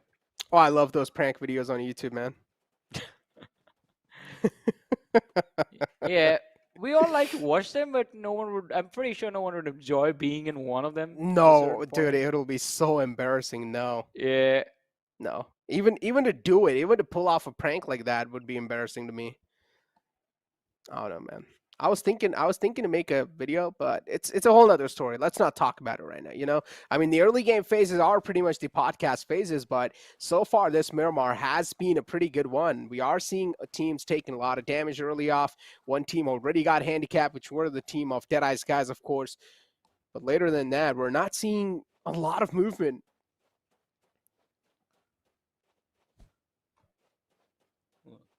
Well, Susan has managed to survive.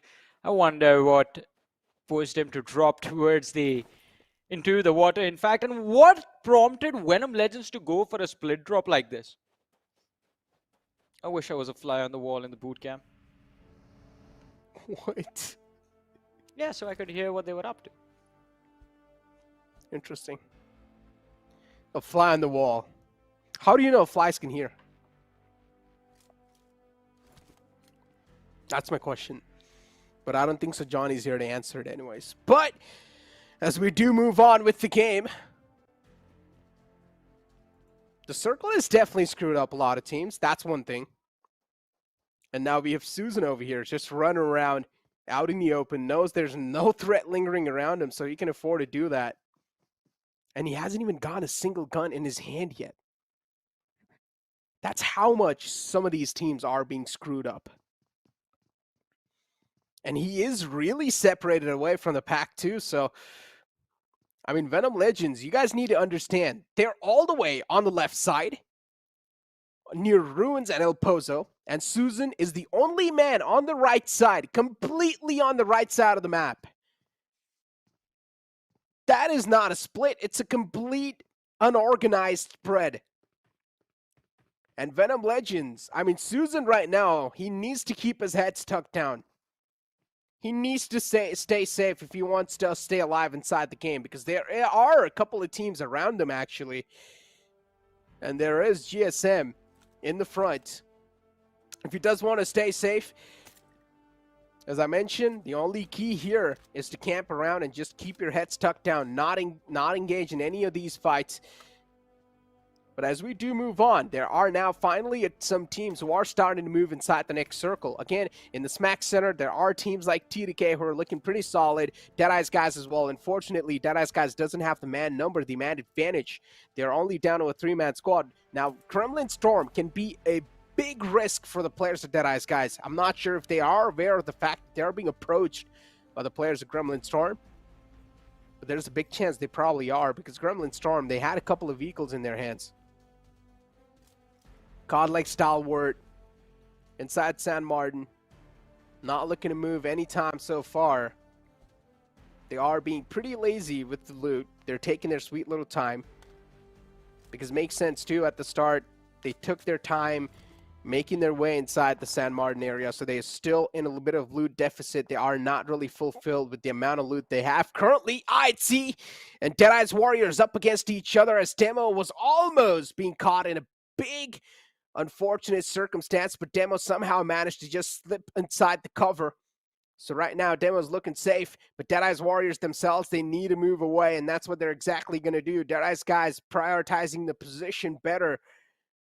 and going for a better positioning inside the circle as the players of IHC. Now the Wall of Death is going to start to move in. IHC themselves need to move inside the circle, and that's what the call is going to be made. But Deadeye's Warriors, they still have one player who's on top of the hill and who's wrapping up all the info. Doc realizes the players are not going to be that big of a threat anymore, so now he will start to move in. Deadeye's Warriors, an interesting approach, interesting rotation they're showing over here. Well, it is interesting, but let's see how successful are they going to be with this. Having given away a lot of information to the players of IHC, but there's a lot of distance between the two lads as well, so let's see how this is going to work out. The Warriors, again, a team that went on to dominate the second week of the league stages. Right now, we're just waiting to see what they can bring to the table in the third week of this tournament. Oh, it looks like godlike Stalwart are extremely close to them as well. Doc seems to have a lot of information about the opposition, but the Warriors prioritizing their own safety rather than stopping to take these fights, especially in Miramar. It is quite an important decision to figure out where exactly do you want to fight from. If you start out in the open, then the possibility of getting third parties, they do stack up. Krulov and Joke, Chowry in the distance. So the whole crew of Deadeye's guys is together, apart from on top, of course. Not having a great day, that lad. Ooh, but look at that scry from the Warriors is going to be dropped. Nirzet gets another one, and godlike Stalwart, 3 players down already. The Warriors doing a phenomenal job. No one saw this coming. But let's see, Pika has gone for a revive on Scry, who's hiding behind the rock, putting on a first aid, but Nirzet, he is charging up. Pika is extremely low. The UMP doing wonders. He gets one no, but oh my god, Doc is going to appear, and that is it. Godlike Stalwart done and dusted, all for one. Nirzet was the only man who was taken out. Dude, there's a reason why I call them the Kryptonites of Godlike Stalwart. All the time! All the time! They come out on top in a head-on-head collision against Godlike Stalwart. And it's not just any other team. You cannot just let it go like that. They have dominated these lobbies for a long time. And now just a new coming team comes in and dominates them out of nowhere. Oh, that's a big statement. That's a big statement. Deadeye's Warriors being the undefeated Warriors so far in that entire collision against the players of Godlike Stalwart. They won all the time. And Godlike Stalwart, for some reason, they're just not able to find a reply. They're just not able to find how to take this team down. They're not able to find that one little weak spot. And that just tells us if one of the best teams inside this lobby cannot find it, it shows how good they are at updating the strats all the time, keeping themselves up to date, changing things on the fly, those micro adjustments in the fight all the time. Somehow it's just better, and it keeps on getting better and better all the time. As we have high voltage now against the players of MABETEX, the closest one inside this entire fray. There is one player of WIZZES club away, which is Kuwait, but he's not going to be that big of a problem for now. High voltage spots out one player. Now finally Jiggle is breached inside the compound. They've also found the opening, so the players are being taken down. High voltage with all the 4 players looking to charge on these players of MABETEX Esports. And high voltage, they're just doing a great job of engulfing this entire compound. They've surrounded them from all the different sides. Oh, Malik being the only man knocked to his knees as of now. Not a lot of trouble for high voltage to deal with, as Jiggle is going to drop one more from the side of MABETEX, Baron and Wally, all that are left standing for the team. And while Malik is being brought back into the situation, we do have Prabeen and Assassin repositioning themselves, just putting up a little bit more pressure on the players of MABETEX, not allowing them room to breathe as well. Baron is going to try and position himself to protect the rear, while Wally will have to deal with brunt force of the players of high voltage. But IHC to the rescue, I guess. Malik just got back up and he's been dropped again, but it's not going to matter. MABETEX Wally is going to be taken out. Jiggle. Wonderful moment from the lad. Baron is going to be the last player surviving for the team, and I don't think he's going to survive for long as he has been spotted out behind the broken wall. The shots are going to come in, and it is going to be Jiggle landing the final shot. Yeah, the final blow will be landed in high voltage of flawless execution. Malik was the casualty there, but he's now back up on his feet. High voltage perfectly played that one. But there's another threat approaching them, which is quite close. All the 4 players of IT, and IT is not going to be an easy threat to take care of. But if High Voltage somehow do manage to wipe them out flawlessly as well, this can definitely be a big, bold move from their side.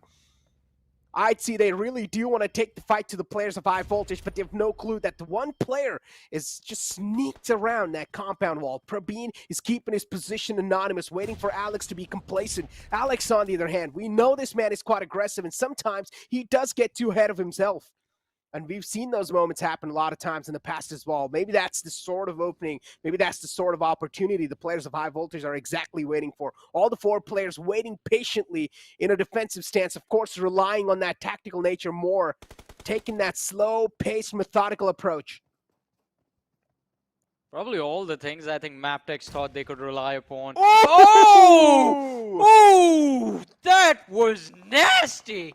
Praveen coming in with a 3-pointer of his own is going to drop Alex, and well, one more nade was lobbed towards the players of IHC, but Praveen does not care, charging with a UMP towards Joel. The duel is going to go in the favor of IHC, and there is the knock, but the trades do come in. Assassin following up quite nicely.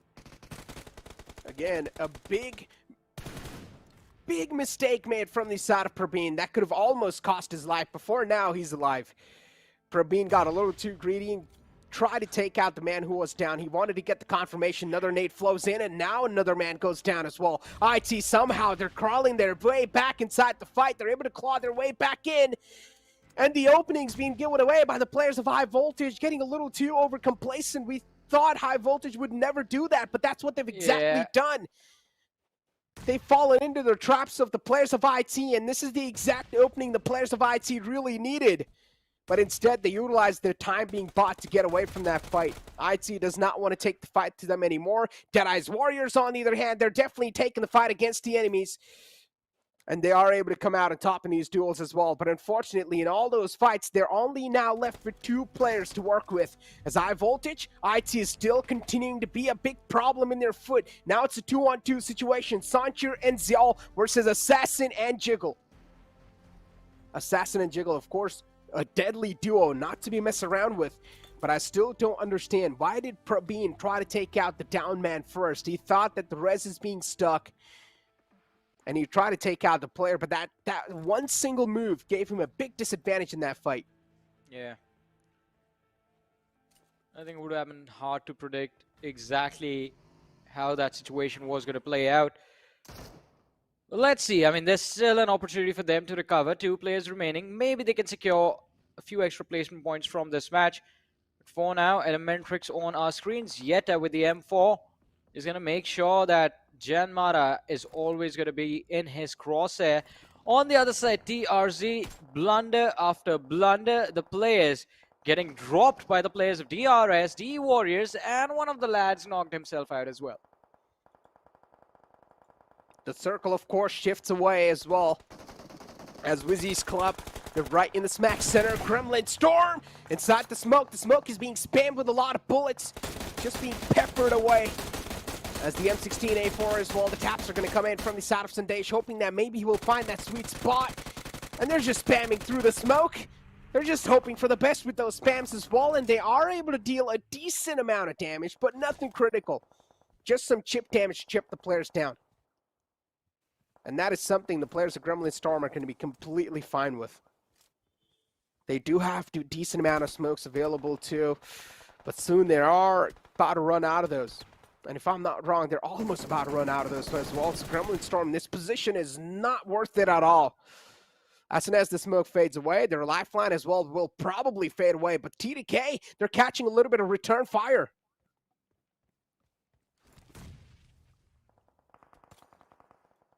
Well, let's see though, DRS, they will have a heavy advantage against the opposition. The team right behind them are the lads from the Warriors. The team in front, the players of Elementrix waiting for them. Killer Whitey is going to smoke up on this slope right in front so he can crawl towards the summit of this hill. One more smoke lobbed up on the high ground. Just looking for opening the players of DRS. Kind of a straight up 2v2 situation between Rules and Killer and the rest of the players of DE Warriors. But East is going to be knocked out with a very well-timed nade right there. And the last player remaining is going to get pushed upon Doc. A 1v3 before him. Does have one, in fact, a few smokes that he can play around. The players of DRS down to around 50% HP. Two of them. Rules is the only healthy man still remaining. And Doc, he's going to peek out from behind the smoke. Runs towards the buggy for a little bit of extra cover. But it is too difficult to survive in a situation like this. And there is the finish. And the elimination also being handed to the players of DE Warriors. DRS, they prevail. They indeed do prevail. But the next circle, again, just keeps on centering on up. A little bit, of course, tilted on the left side. Gremlin Storm barely on the edge. T2K with two players not inside the circle. And Gremlin Storm will probably have a clear line of sight as soon as T2K starts to move in. And yes, they do. We do see the shots taken. T2K, they're quite exposed, but T2K, they have no other option left. They will need to try and make this happen. Murado is going to be quite delicate on the Miramar, but he's still booking it straight inside the circle for a better spot. Jane tried to provide the cover fire, and Jane was pretty much the sacrificial lamb who tried to gather all the attention onto himself, and he got taken down doing so, which is completely fine. T2K at this point, they're playing for the positioning, not for the elimination points, not for the man advantage.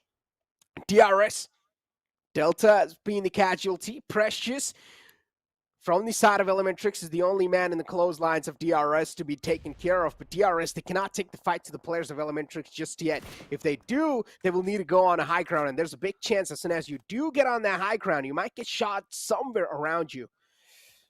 So you do not want that third-party situation onto yourself. As you have Gremlin Storm, again, with all the four players, they're somehow able to stay alive. But have you looked at their left lines? It's completely stacked up with the teams. And Seal is on the left. And unfortunately for them, Seal also has a high ground on top of them. So Seal should have a lot of line of sight on the players of Gremlin Storm. Let's see how this is going to play out. As you mentioned, the position of Seal Esports, I think a few moments ago, even on the feed, we did see one of the players from the side of DRS actually being finished off by a nade from Seal Esports, but Zeol's nade towards the players of Dax. Can he convert it? Yes! Who? Just the precision of utility being displayed by the players of IHC, but let's see. Spike, he's going to lob a nade of his own, completely missing the mark. An opportunity presents itself to the players of IHC to go for a push onto Dax. Assault is low. Spike is also not at 100 HP, and Zeol has already found an opening, but utility usage is going to be of the most important in this entire fight. They are trying time and time again just to climb this small slope, but no opportunities right there, resulting in a delay, and also Dax getting a revive in. For now, we're just hearing a lot of gunshots, but no knockouts, no eliminations.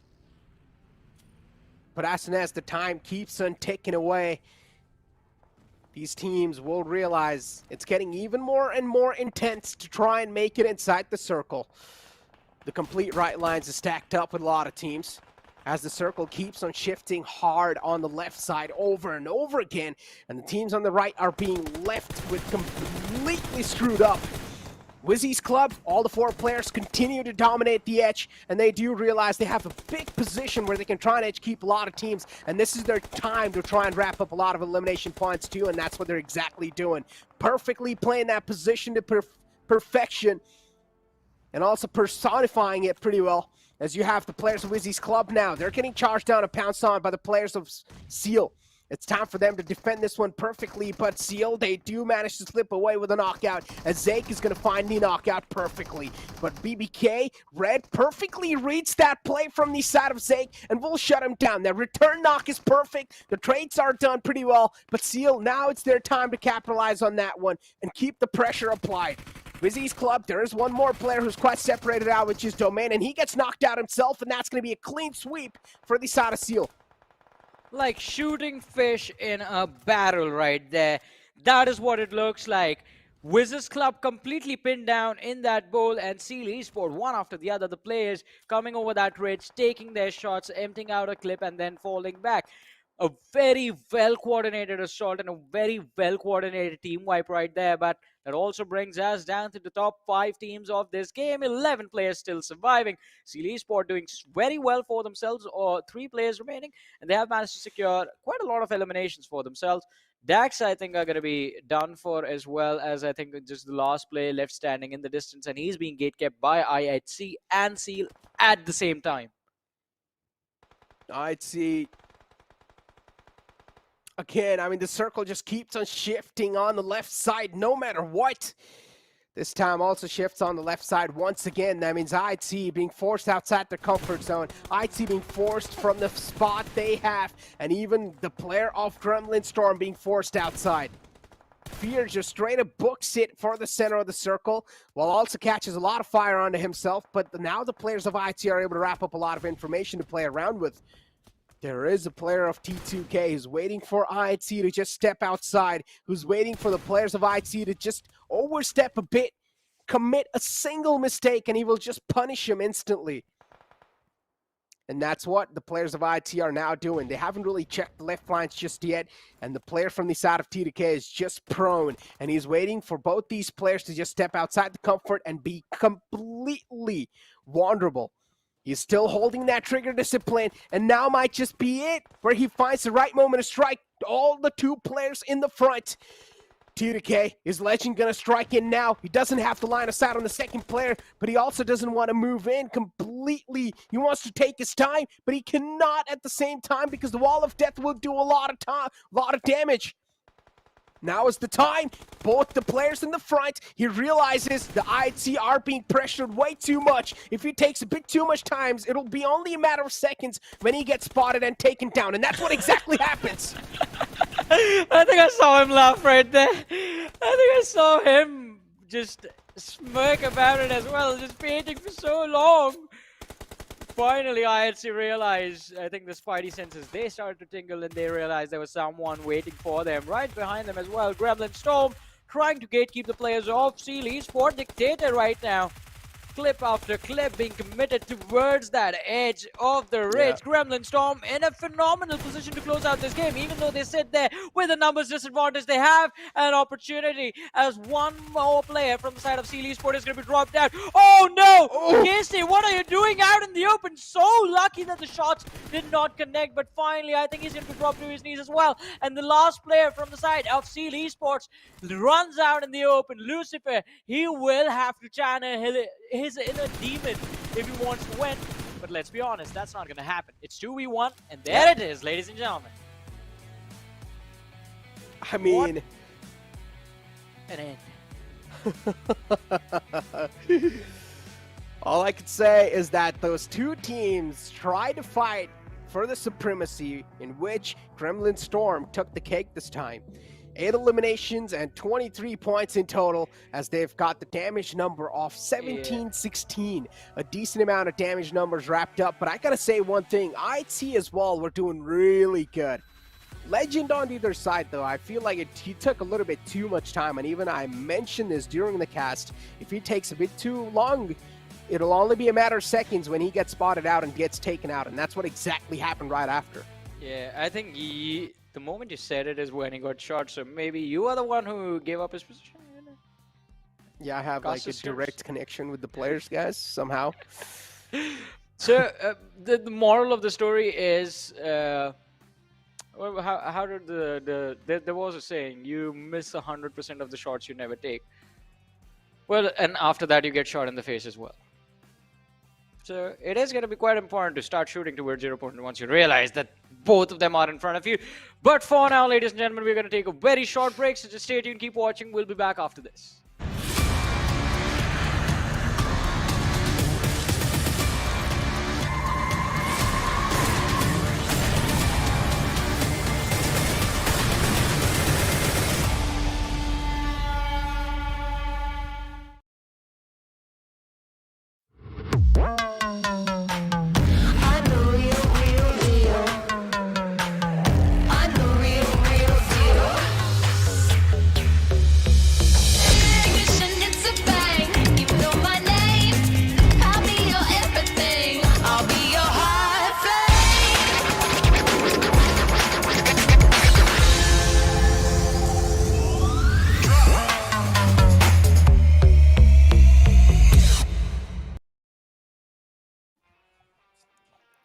Welcome back once again, ladies and gentlemen, to the PMPL South Asia Fall Season of 2022, brought to you by the Oppo F21 Pro.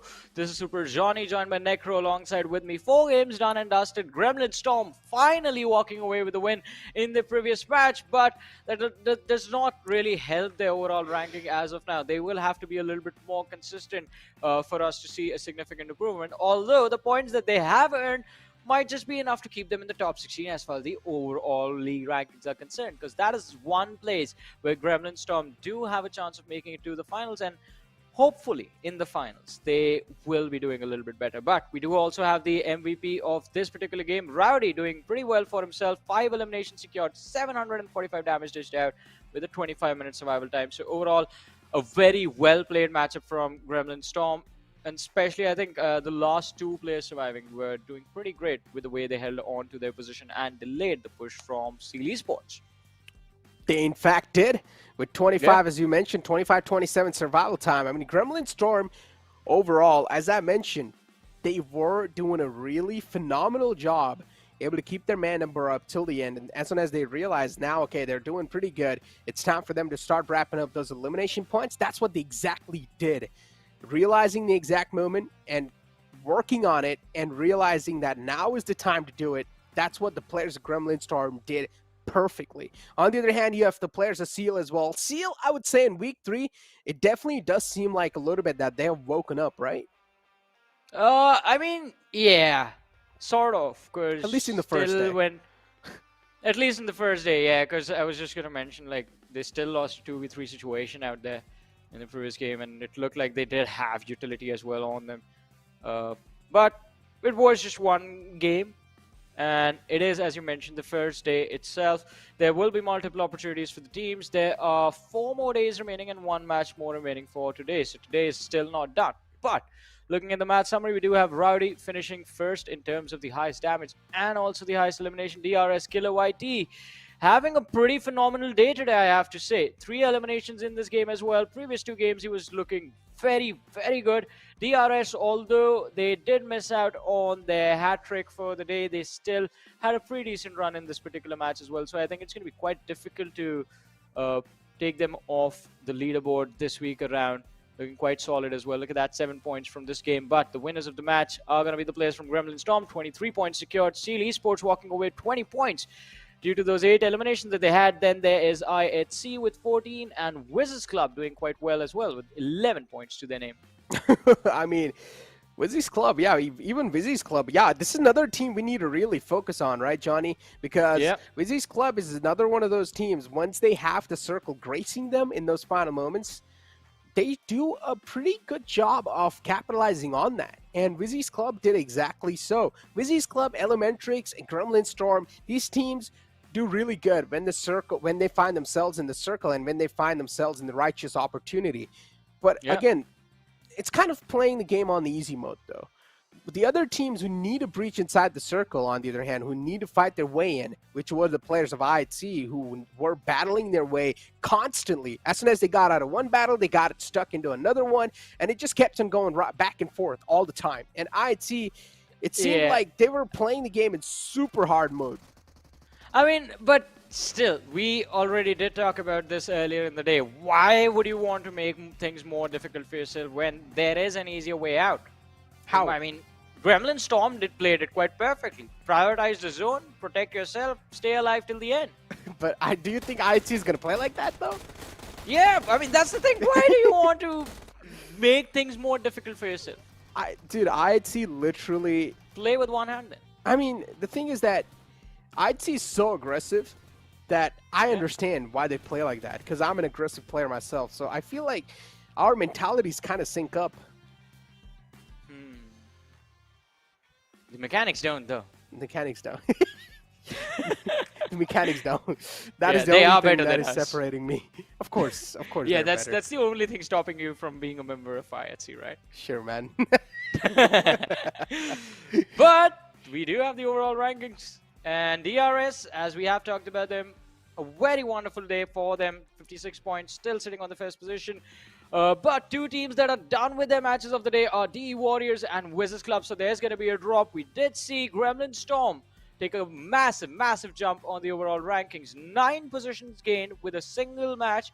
So hopefully we see them finish in the top 5. It is going to be very important for Gremlin Storm to make it into the top 5 if they want to protect themselves from elimination as far as the overall leaderboard is considered. Because I'm just waiting for the league standings at this point. Godlike Stalwart, 23 points on the 11th position. Elementrix on the 13th. Dax, I'm pretty sure Dax are going to bounce up as well. They somehow do manage to get those placement points consistently every single game. But going into the last game of the day, the last map played on Erangel, Group A is not going to be playing. So, Necro, what is your prediction going to be for this one? I mean, Group A consists of some pretty solid team, and I mean, to start it off, of course, DE Warriors, VENOM Legends, WIZZES Club, and even T2K. Now, WIZZES Club, honestly, I would say it seemed like they were finally catching a little bit of pace inside this tournament, right? I mean, inside at least the day one, as they did finish the previous game quite well. Maybe the momentum could have carried on forward, but these groups, man, they always put a full stop to that momentum, and that's what exactly is going to happen right now as well. WIZZES Club are going to be thrown outside for the last game. They are going to be given a little bit of time off. They can sit back, relax, chill, have their coffees, have their popcorns, drink some water, actually. This is my suggestion for the chat as well. Sit back and relax, ladies and gentlemen, because the last game is going to be action-packed as well. Considering DE Warriors is not in here and Skylightz Gaming is back inside the action, including Raw, A1 Esports in 1952. You want to know what I'm going to go with, Johnny? What?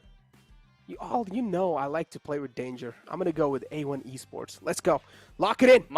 Mine is simple. I'll go with Godlike Stalwart again. That's just lame. That's just lame. Come on, Johnny. You know, I mean, it's the same thing I did last week. I'm just going to keep going with the team until that team wins, and then I switch to the next one. Johnny, I'm not going to lie. You actually remind me of a professor of a school. Dude, you look perfectly like a professor. Okay. If you just hold a couple of books in your hands right now. Yeah, you were supposed to bring me my books today. I forgot, man. All right? Not too sharp with my memory, man. Sometimes, you know, as humans, we forget. I literally had them removed outside the closet as well, but I just forgot. Yeah. It's quite similar to the players of IHC checking their backs in the previous one, just forgetting about Legend being there. I don't think so. They saw him in the first place to forget. Yeah, I wonder what was going through their heads the moment they did, though. I think so. They pretty much just looked at the left side. They thought that the left lines are completely clear. So they're like, all right, in close left, we don't see anyone. But they forgot that maybe there can be someone snaking around behind that tree, and that's what Legend was exactly doing. The odds of that are pretty less, but somehow Legend was there.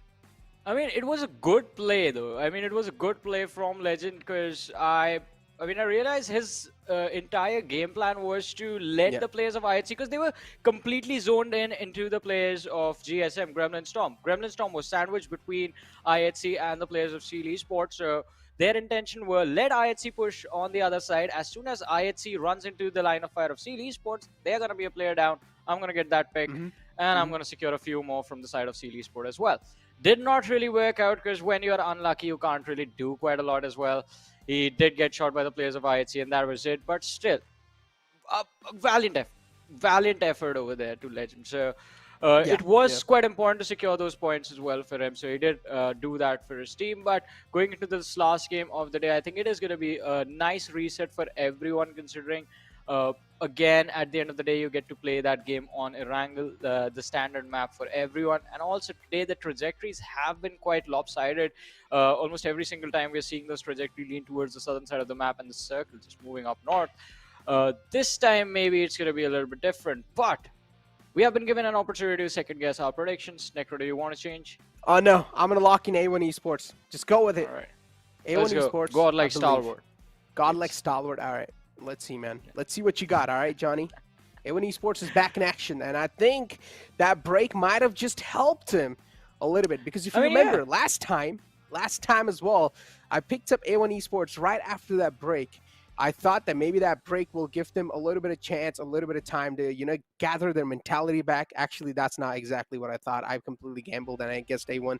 But yeah, but that can be a little mentality behind it as well. Yeah. A little bit of break can definitely help these players to just take their mental back from the game and try and reset it. As you said, have a mental reset after those games, and a little break can definitely help that. I mean, definitely. We have talked about this. Every single time you get a few days off from the tournament, you need to go back and do those WOD reviews. Just try and figure out what is going wrong, whether the 4v4 is where you're lacking, whether the rotation, the early game clash, whatever it is. Try and figure out a way out of it. I think VENOM Legends have been quite adaptable. We have seen improvement from VENOM Legends time and time again. They've been getting better every single week. One thing that never changes is the fact that VENOM Legends are always, just like Godlike Stalwart, that is one of those teams where you can expect them to start off really, really slow. But they do pick up the momentum during the later days of the tournament, the later days of the week. So VENOM Legends is one of those teams that I do expect an improvement and a good performance from this week as well. But A1 Esports, I think it is going to be very, very important that they literally play to the best, not even to their abilities, but of the lobby. They have to somehow finish in the top 3 if they want to comfortably make it into the top 16 now. Because with how Gremlin Storm are playing, remember where we talked about, all right, 2 slots from the top 16 are up for grabs. Well, if Gremlin Storm play like they did in the previous match, then you can just make that 1 slot. And DAX are also looking pretty good. Yeah. I mean, I'm not going to lie, but going with A1 Esports is quite a tough choice.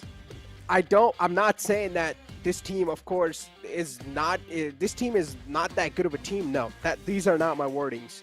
When I say it's quite a tough choice. Yeah. What I'm saying, considering their run today with how they've been playing, picking them up is definitely quite tough. But as I said, I'm hoping that break has helped them enough to get their mental back in the game again. It has helped them reset it pretty well. And I want to see a fresh start once again inside this final game. If you do end things on a great note, there's a big chance tomorrow you'll kick things off on a great note. Well, let's see though. Ooh. Early collision, Seal Esport against Skylightz Gaming. Let's see how this is going to go. Imagine if in a game, Seal and Skylightz Gaming both are playing. Alrighty. Military circle, let's go! I love it. I love it. The best game in the variant. Look at the players of TRZ. They've decided mid-drop that they want to go to the military island, where the players of Elementrix are already going to be there. Well, I mean, it's completely fine. You know, Elementrix can have that. There's still a decent amount of compounds surrounding the military base that they can try and loot and still have enough amount of loot and not be on the med. I just lost my words. Seeing that battle, MABETEX. The player was so unknown to the fact that someone might just be holding that staircase, and that's what exactly happened. Joker, sir, an easy elimination point flowing just in his pockets. As you said, today, the plane fly paths have been quite interesting. And this is one of those completely one-sided plane fly path, and that's why we're witnessing a lot of brawls right off the bat. And considering the fact that the circle as well is shifted down south, all the teams that are currently on the edges of the map, they don't want to go towards their drop locations. For example, Georgia Pool, even Rozhok, they just want to get some decent amount of loot right off the bat, some basic loot, and start making their way towards military base, because we know how tough it is to breach inside military circle once the time is gone. Ooh, 1952, an early push towards the military island. And with the way they are moving, I think they read this perfectly as well, because every single time a circle like this is going to be there, you're going to see Godlike Stalwart just instantly go towards the bridge area and just try and camp that position, just see if anyone is going to approach the bridge willy-nilly and get a few extra pickups. But at this point, I think these teams have been playing each other for 3 weeks. Everyone knows what Godlike Stalwart is going to do, so everyone is going to be prepared for it. We've seen DRS just force fight against Godlike Stalwart in the similar spot again and again. I think they're going to try and back off now as well, realizing that even the opposition is aware of their moves. Speak of the opposition being aware of the moves, I mean, TRZ right now in the outskirts of the military base, and I'm pretty sure they don't even have a single gun in their hands. They are making their way towards those small compounds, but at this point, it's too late. A lot of teams are already inside military base, and a team like TRZ in 1952, they're not going to have their hands on a lot of loot around it. A1 Esports Gajor has a DBS in the hands, and that's not a gun you want to mess around with, but even Demo has a double-barrel shotgun in the hands, and look at Sinister! He tried to ram his vehicle straight up onto Demo. Uzi being whipped out, a lot of shots taken, but those shots are not going to connect. Of course, SMGs sometimes are not way too reliable. They are completely reliable in the up-close, of course, unless if it's UMP, then it's good, even at mid-range, but he had an Uzi, if I'm not wrong. Oh, but look at that. Precious from the side of Elementrix taking care of Raw Official, getting a pickup. Not losing anything. And IHC Demo getting demolished in a few moments. Oh, he's still surviving. Finally goes down. Slipknot not letting the opposition slip away. And Sus is going to secure that pick. IHC down to a 3-player roster towards Ferry Pier. And what I like about this particular match is it's been 4 minutes and almost every single team is already looking to cross that military bridge. There are 4 teams right now that are outside the zone. All right, 5 including Janmara, who, by the way, are going for a water rotation from the right-hand side of the map. But everyone else is on the military island. IHC, they tried to cross over, did not work out. They're going to look for another direction on the pathway that's going to be laid out for them. On the other side, A1 and B, Koha is going to be dropped by the players of Elementrix, and Orange is just going to run the opposition over with his vehicle. A1 and B, not a good start. Already losing out on a player. But it's okay, they still have 3 more players to try and pull something off. Definitely an okay start, I would say. Koa was the casualty, of course, but they still have good players like Sinister, Hitman, Gajor that can try and flip things around. With a 3-man squad, of course, now the approach from the side of A1 Esports is going to be even more passive and even more safe. But what does happen over here? Slipknot stops in a wrong spot and gets greeted and gets welcomed by the players of TRZ. He got treated in quite a bad way, of course. But TRZ, that's a free elimination point. That just flew right in their courts, and they are going to completely welcome that. A1 Esports, on the other hand, they're trying to breach inside the compound of TRZ, and one player is going to get knocked out. As A1 Esports, they're going to try to breach even on the second player. Mattcat's going to be the only man in the clotheslines, and it's all up to him. They're trying to defend it down. Gajor with the DPS will probably try to put the full stop to the fairy tale of TRZ inside this one. But is he going to be able to?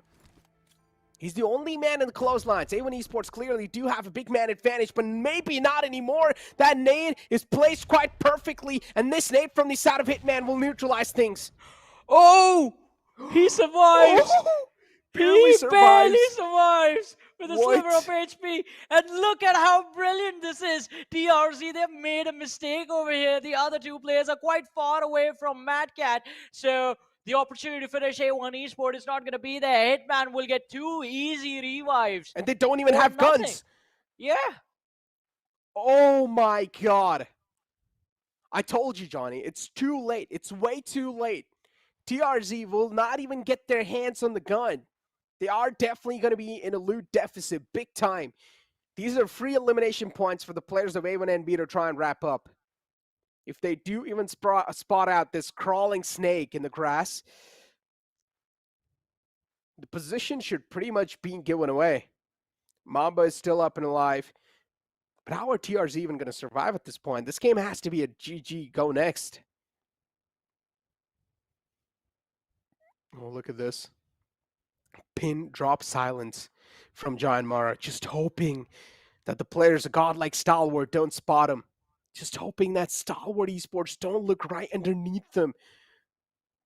But Stalwart Esports, they know there's something around them. They're just not ready to let it go like that. They know there is someone, there is a little threat lingering around. The spidey senses are definitely tingling, but they don't exactly know where the enemy is.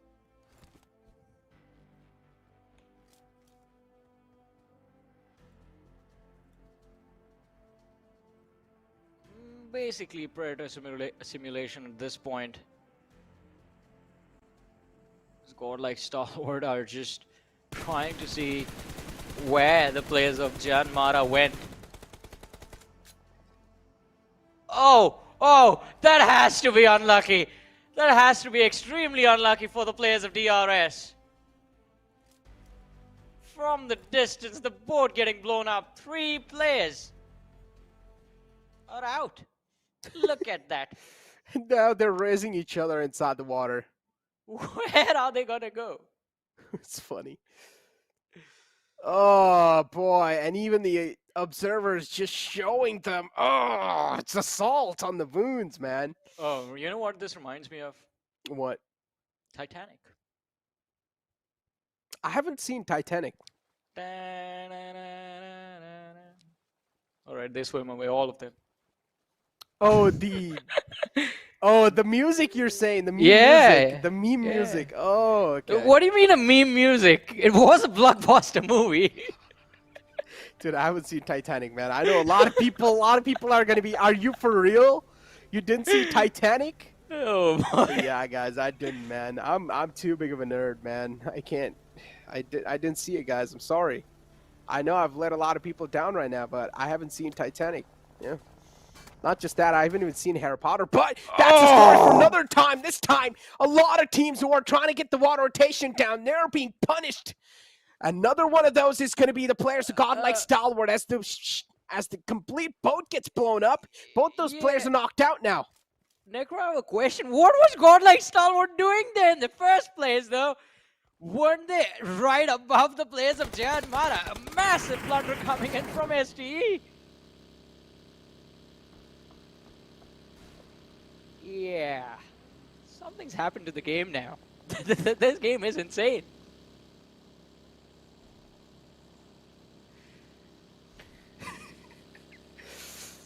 I mean, we saw that great escape of Demo, and then later on, none of these teams are able to escape anything.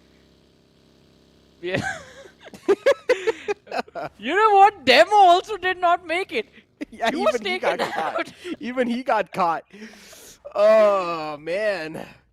There's nowhere to go. There's nowhere to go. You are being surrounded from all the sides. Oh! Orange! Those shots are nasty! Those shots connect, and Gremlin Storm lose out on a player. But not completely. Still the player's down. He should be receiving a helping hand soon.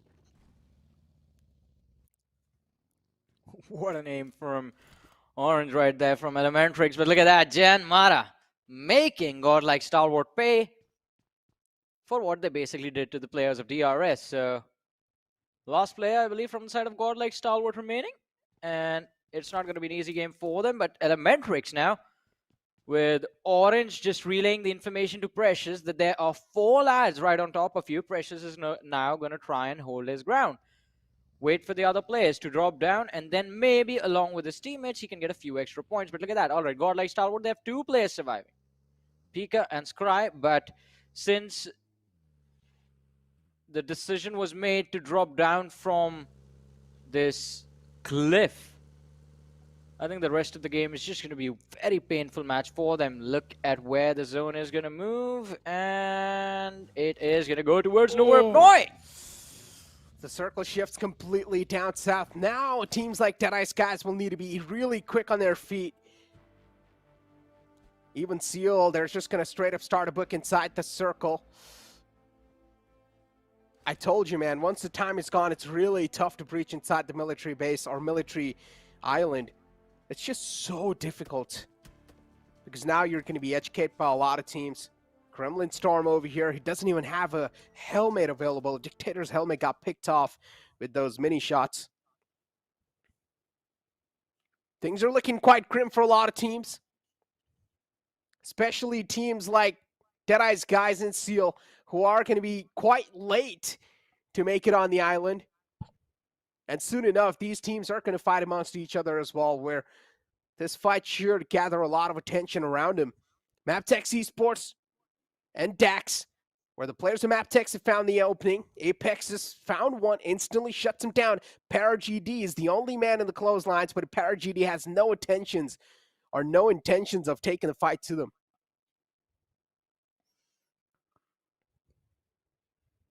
Well, let's see. Oh, God. Quite an interesting position. Apex, he's just jump punching his way. One container behind the other. A lot of bodies in the water is something that I'm worried about right now, because literally one individual needs to get to the shoreline, and if he knows there's another team behind him, he's just going to destroy all of them alone. Talk about destruction, and godlike stalwart show up. A1 Esport avoiding the collision quite nicely. In fact, Sinister getting a lot of information from that play. Now Pika should be extremely careful, as he does manage to get close to the ridge.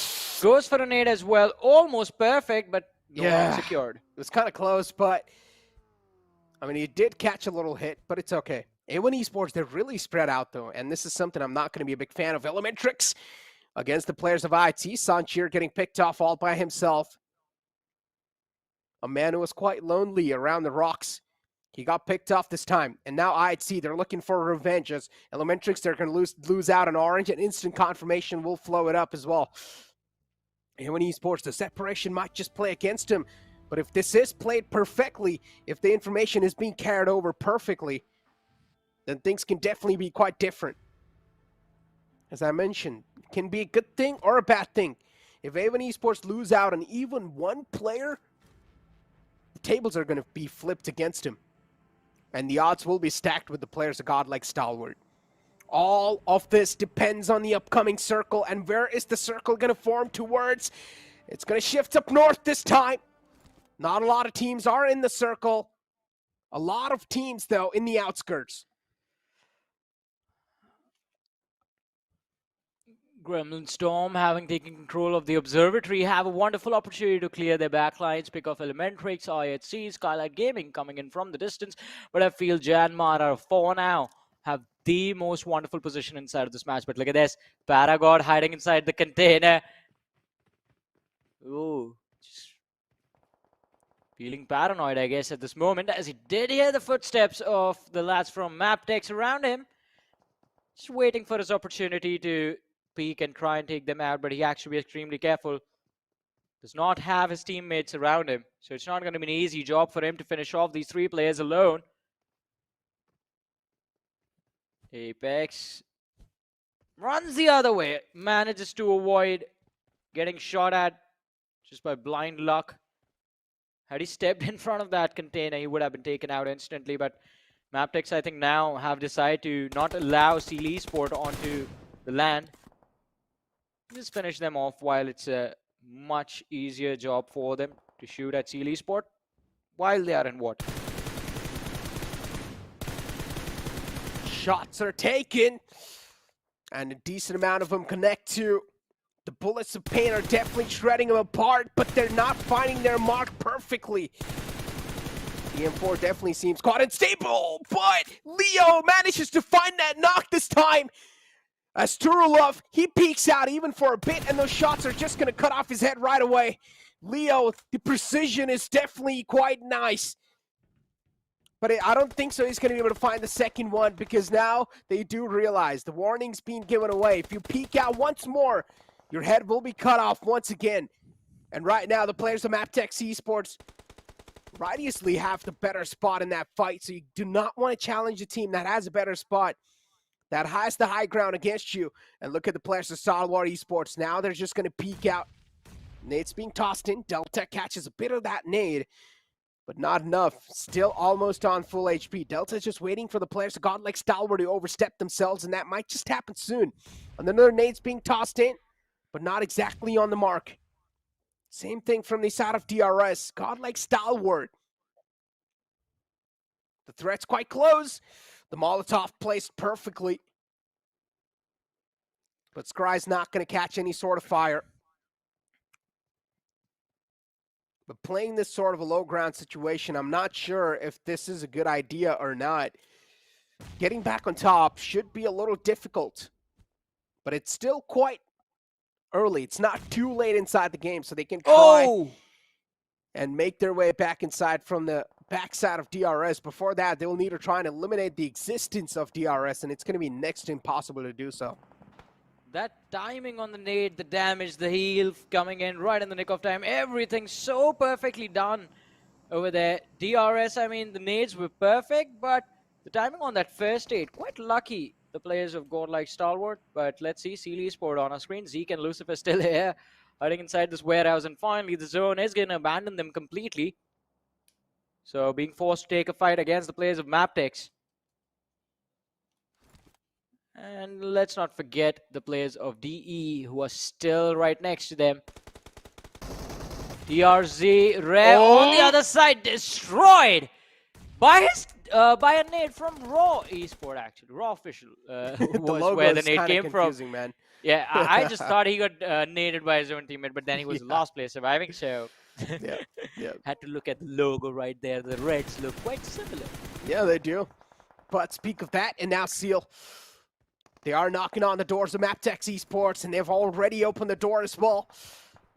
Utility is being tossed from their side. Don't know what was that underhand molly doing, though.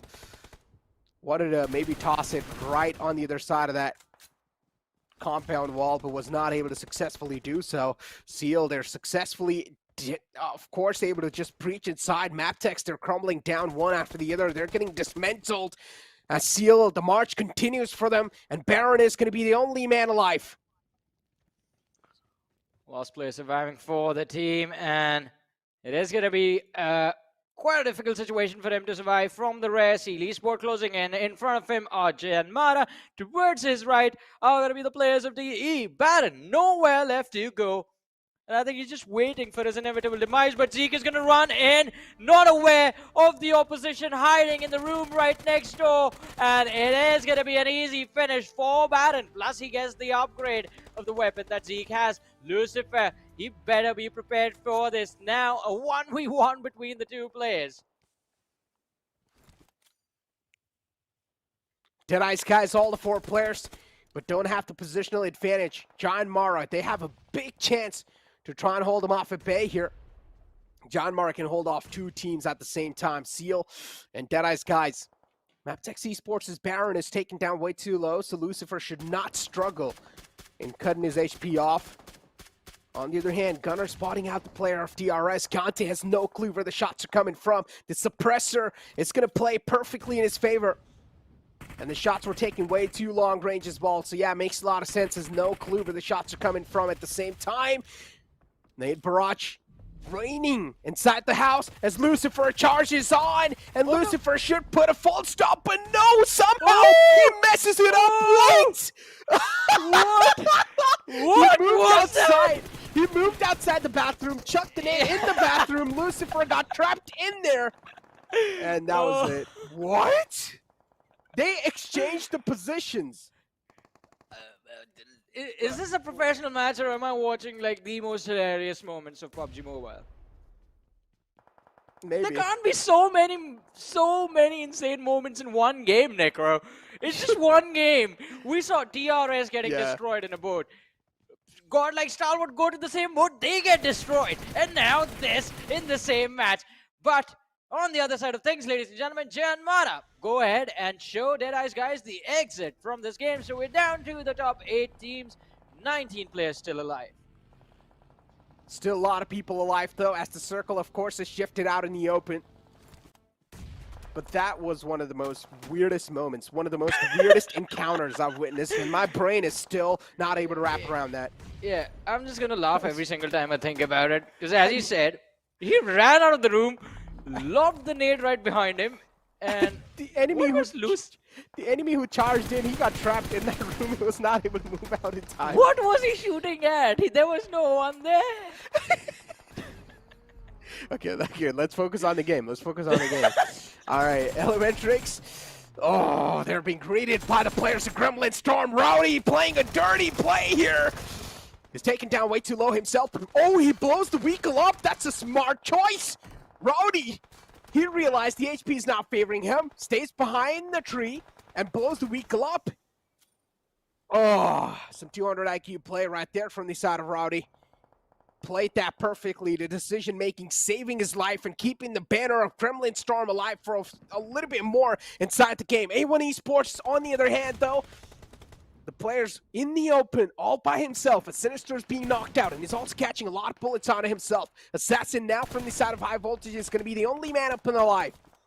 At this point in time, the teams of solo players alive, it's going to be so tough for them to try and out-survive the other teams. And A1 Esports will be taking down. The exact same thing happens with the players of Gremlin Storm. These solo players are not able to stay alive because this circle is way too out in the open.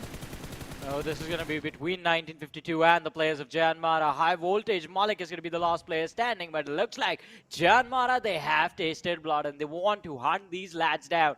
So it will be a final 3v3 situation between 1952 and Janmara. And unless these two teams fight amongst themselves already, then High Voltage is going to make a comeback in this game. Let's see top 3 teams remaining. 8 players still alive. Snipe, he's trying to close in on the last known location of Malik. So you can go for a few nades on that particular spot, try and see if we can finish off the individuals. Praveen taking a few more shots from Snipe YT. No fear. All right, has gotten himself in a position from where lobbing utility towards 1952 also won't be a lot of trouble for him. High Voltage right now, though, is currently the main target for Snipe. And even 1952, they're getting picked off by Vadu. All he needs to do is just connect that spam, and so far he's able to find at least 1 or 2 bullets being connected. 1952, they have quite a big spread within themselves. And if the player who's spread out, the player who's on the flank, if he strikes in and even finds 1 knockout, that's going to be such a big glimmer of hope for the players of 1952 inside this game to try and make a potential comeback in a better spot. Dante compromised, instantly shut down. The Weakle play was definitely not too good. As the Weakle kept on moving in the front, he just jumped outside a moving vehicle. Forgot to stop it completely, so had no cover in the end, was completely exposed out in the open. And Dante got taken down. Giant Mara, the team which has the most amount of men alive in these final moments, and it's the top 3 teams alive. 3 teams fighting for the supremacy, from which 1952 is one of them. High Voltage is the biggest threat and a big thorn in the way of Giant Mara to try and secure this chicken dinner. But if that solo player strikes and surprises the players of Giant Mara, this can be a complete different outcome. But I love the way Giant Mara are playing. No Fear's eyes are just pinned on that solo player of 1952. Oh, let's see. It's going to be quite intense between the lads. Oh! The name says Pew Pew, and Pew Pew, he goes on the players of Janmara, one after the other. 1952 Spoiled. getting 2 important picks. Snipe YT and No Fear down on their knees. Ed3 is going to go for the last one, as well as Wadu is trying to fight from behind the smokes, and Pew Pew is going to be taken out. It's down to a 1v1 between the 2 players of Janmara and 1952, and that just hands the entire advantage of the game into the hands of High Voltage. Malik and Praveen, they have the numbers. They can win this game, but Wadu, he gets the opportunity to go for a revive. And he will probably do so as well. Going for the revive is probably the best thing they can do, because they were the only team who had the man advantage, and they get the fallen player back up. Johnny, the man advantage is back inside the game. Giant Mara, the stars are aligned once again, and it's their time to put on a stellar performance. High Voltage, though, with the amount of time that is being bought, they have spread themselves quite perfectly.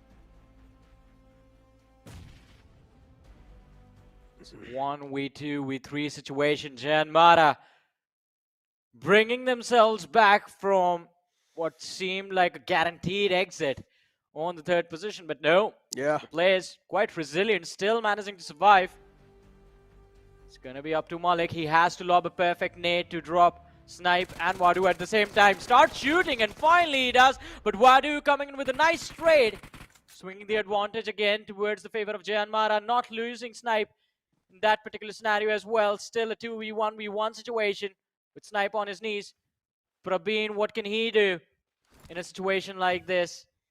Does not have that much HP on him as well. Entry is waiting for one of the players from the side of Janmara to get eliminated for sure before he does anything.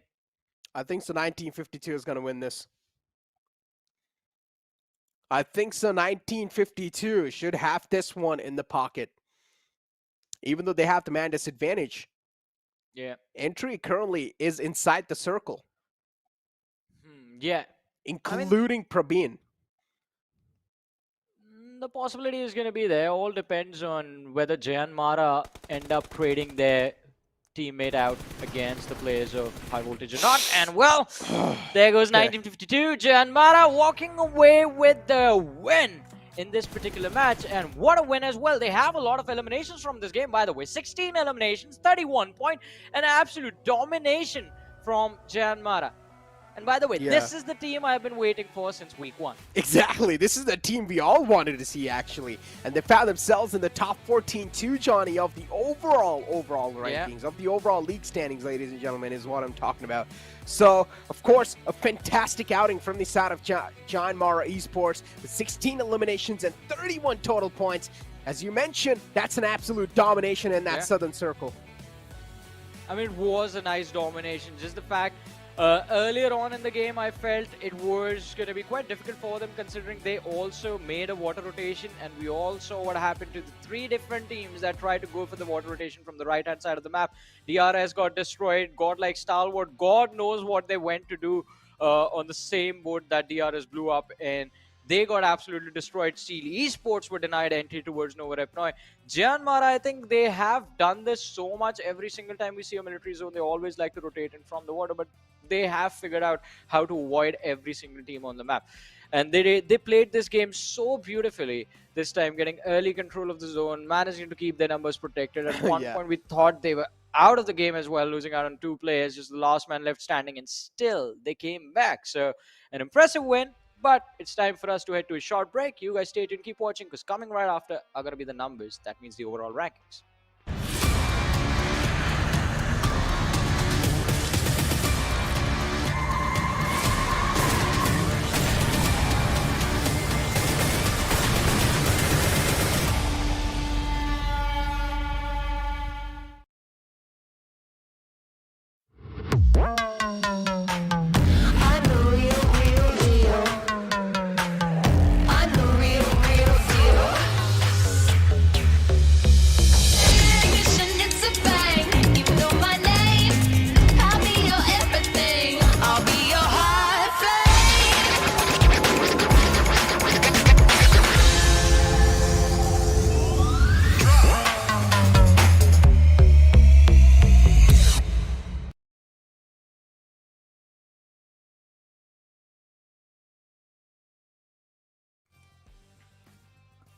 Welcome back once again, ladies and gentlemen, to the PMPL South Asia Fall Season of 2022, brought to you by the Oppo F21 Pro. This is Super Johnny, John Manecro alongside with me.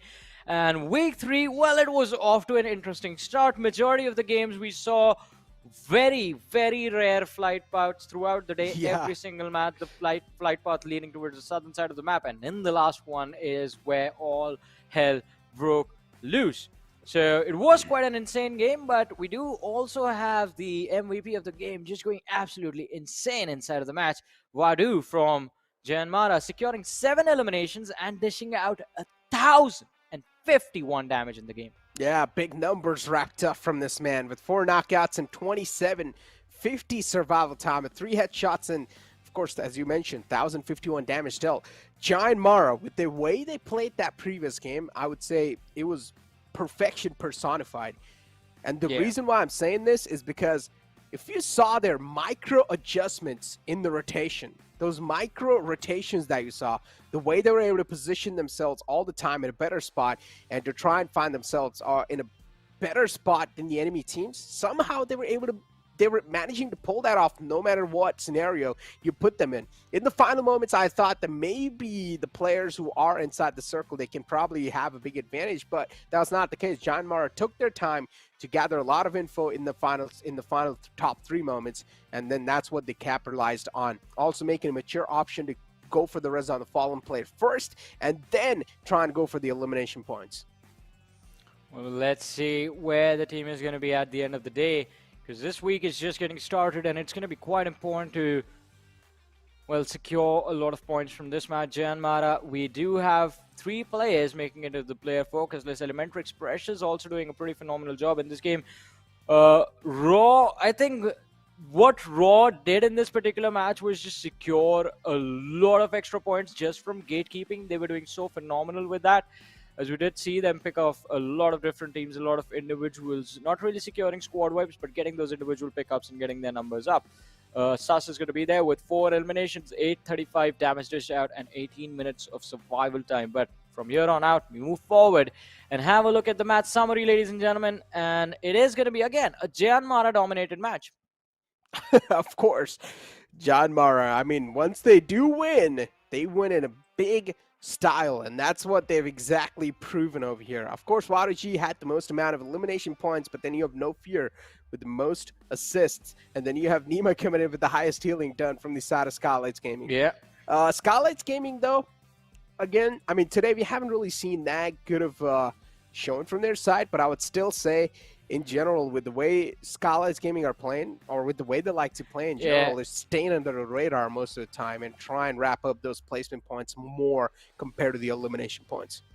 So I think there are 4 teams that we can bandwagon together, right? You have IHC, you have Godlike Stalwart, you have Skylightz Gaming, you have High Voltage, and you have DRS. So there are 5 teams that you can bandwagon together. And whenever these teams underperform, you can be sure that there's going to be a comeback. I mean, it's very, very difficult to keep them down. So right now, all the names that I took, you see them in the bottom 4, right? There's Skylightz Gaming on 12th, IHC 13th, Stalwart on 14th, DRS on 15th. But tomorrow is a new day, and they are definitely going to show up quite nicely, especially DRS and Skylightz Gaming. I think they have a lot to fight about. Considering how close they are to getting those bonus points and getting a massive advantage for the finals. But that's another story. For now, Janmara walking away with, I believe, the most impressive win of the day, because 31 points secured already. I think before this we had the 17 eliminations from the side of DRS. So DRS and Janmara just showing up big in the matches today. DRS also securing those back-to-back chicken dinners. So this week is looking very good for these 2 particular teams. But the fight for the top involves a lot more. It does. Involves a lot more. And Yeah. the bigger thing is going to be consistency. But again, speak of that, and then you have Janmara just holding this house perfectly. In the end, again, this moment from the side of Rowdy really did impress me, though. He didn't take the fight head on, even though realized that he himself is low and even the enemy is low. That means the chance of him winning that duel is going to be 50-50. Instead, he just blows the vehicle up. So you were more impressed by Rowdy or more impressed by what Baron did in this game? That's a tough choice, man. I don't want to pick any sides there, all right? You're putting me in a tough choice there, all right, dude? But yeah, let's focus on the numbers here off the damage graph, Johnny. 16 elimination points and 2814 damage number dealt. And then you have 1952 with 2 elimination points and 779 damage dealt from the side of 1952. The second number team has such less damage. But Janmara, they're leading miles ahead when it comes to their damage stats. I was just going to say, was just Janmara the one with the weapons, or did everyone else stand a fighting chance? Because it seemed like Janmara just went berserk in this game. And look at that, sitting on the first position at the end of the day. I don't think there's going to be a better feeling than this. Janmara, 65 points secured, 4 matches, 1 chicken dinner, looking very solid with those 32 eliminations as well. Closely being followed by none other than DRS. And I think this has to be the first week, Necro, that we are not seeing, not a single Mongolian team in the top 6. This is interesting. You're not really used to seeing this, right? I mean, yeah. Feels kind of weird in my eyes. All right. Also, there's, all the chicken dinners in the top 4. Also, we don't get to see that often.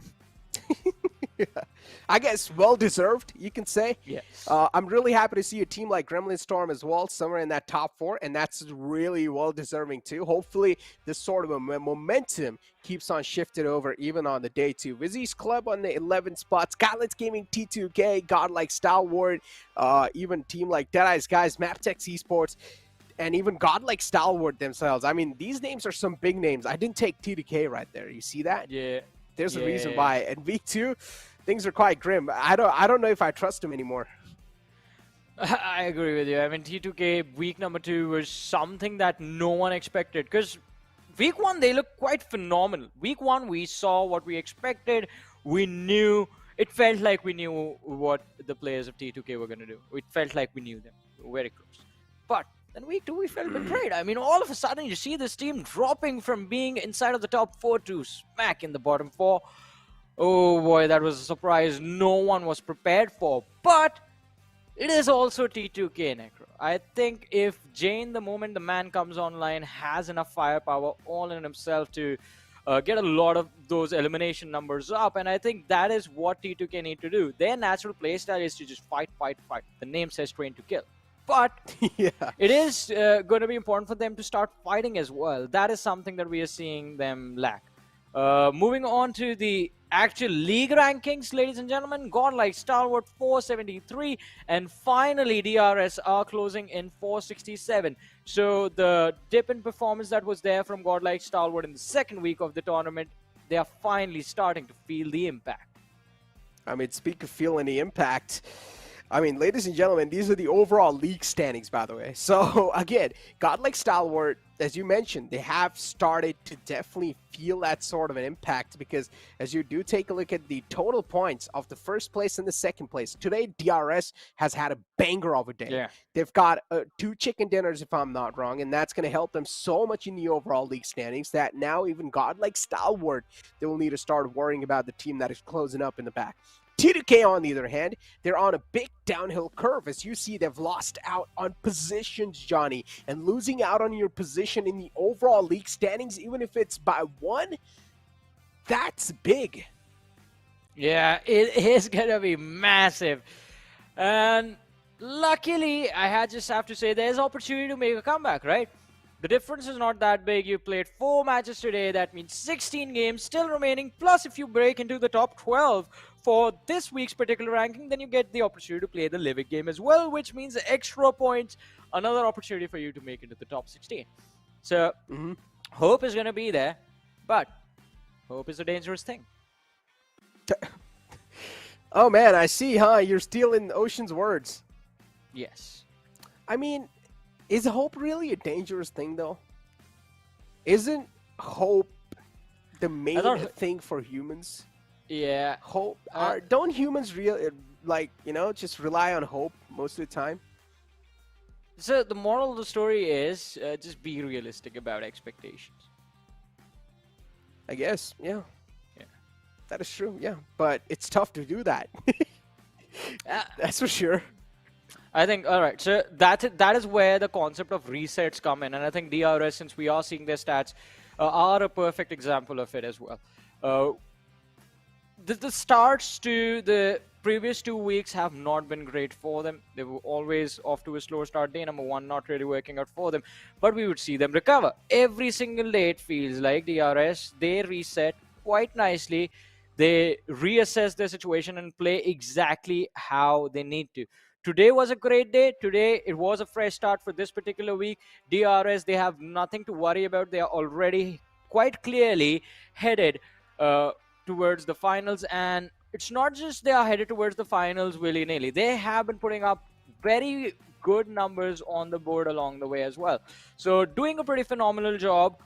They had full freedom to be as aggressive as they wanted in the matches today. And we just saw them go berserk because of that. The amount of freedom these players get when they don't have to worry about their survival is just going to make them play like absolute monsters. But talking about monsters, we do have the elimination leaders on our screens. Nirzet, 81 eliminations, followed by his own teammate Doc on the second, and then we have Assassin from the side of High Voltage with 67. I didn't even realize Assassin was closing in. Top is fourth now, by the way. He was first at one point. Dude, the funny part is, he only, I mean, Nirzet only has 14,038 damage dealt. On the other hand, Doc has 16,049.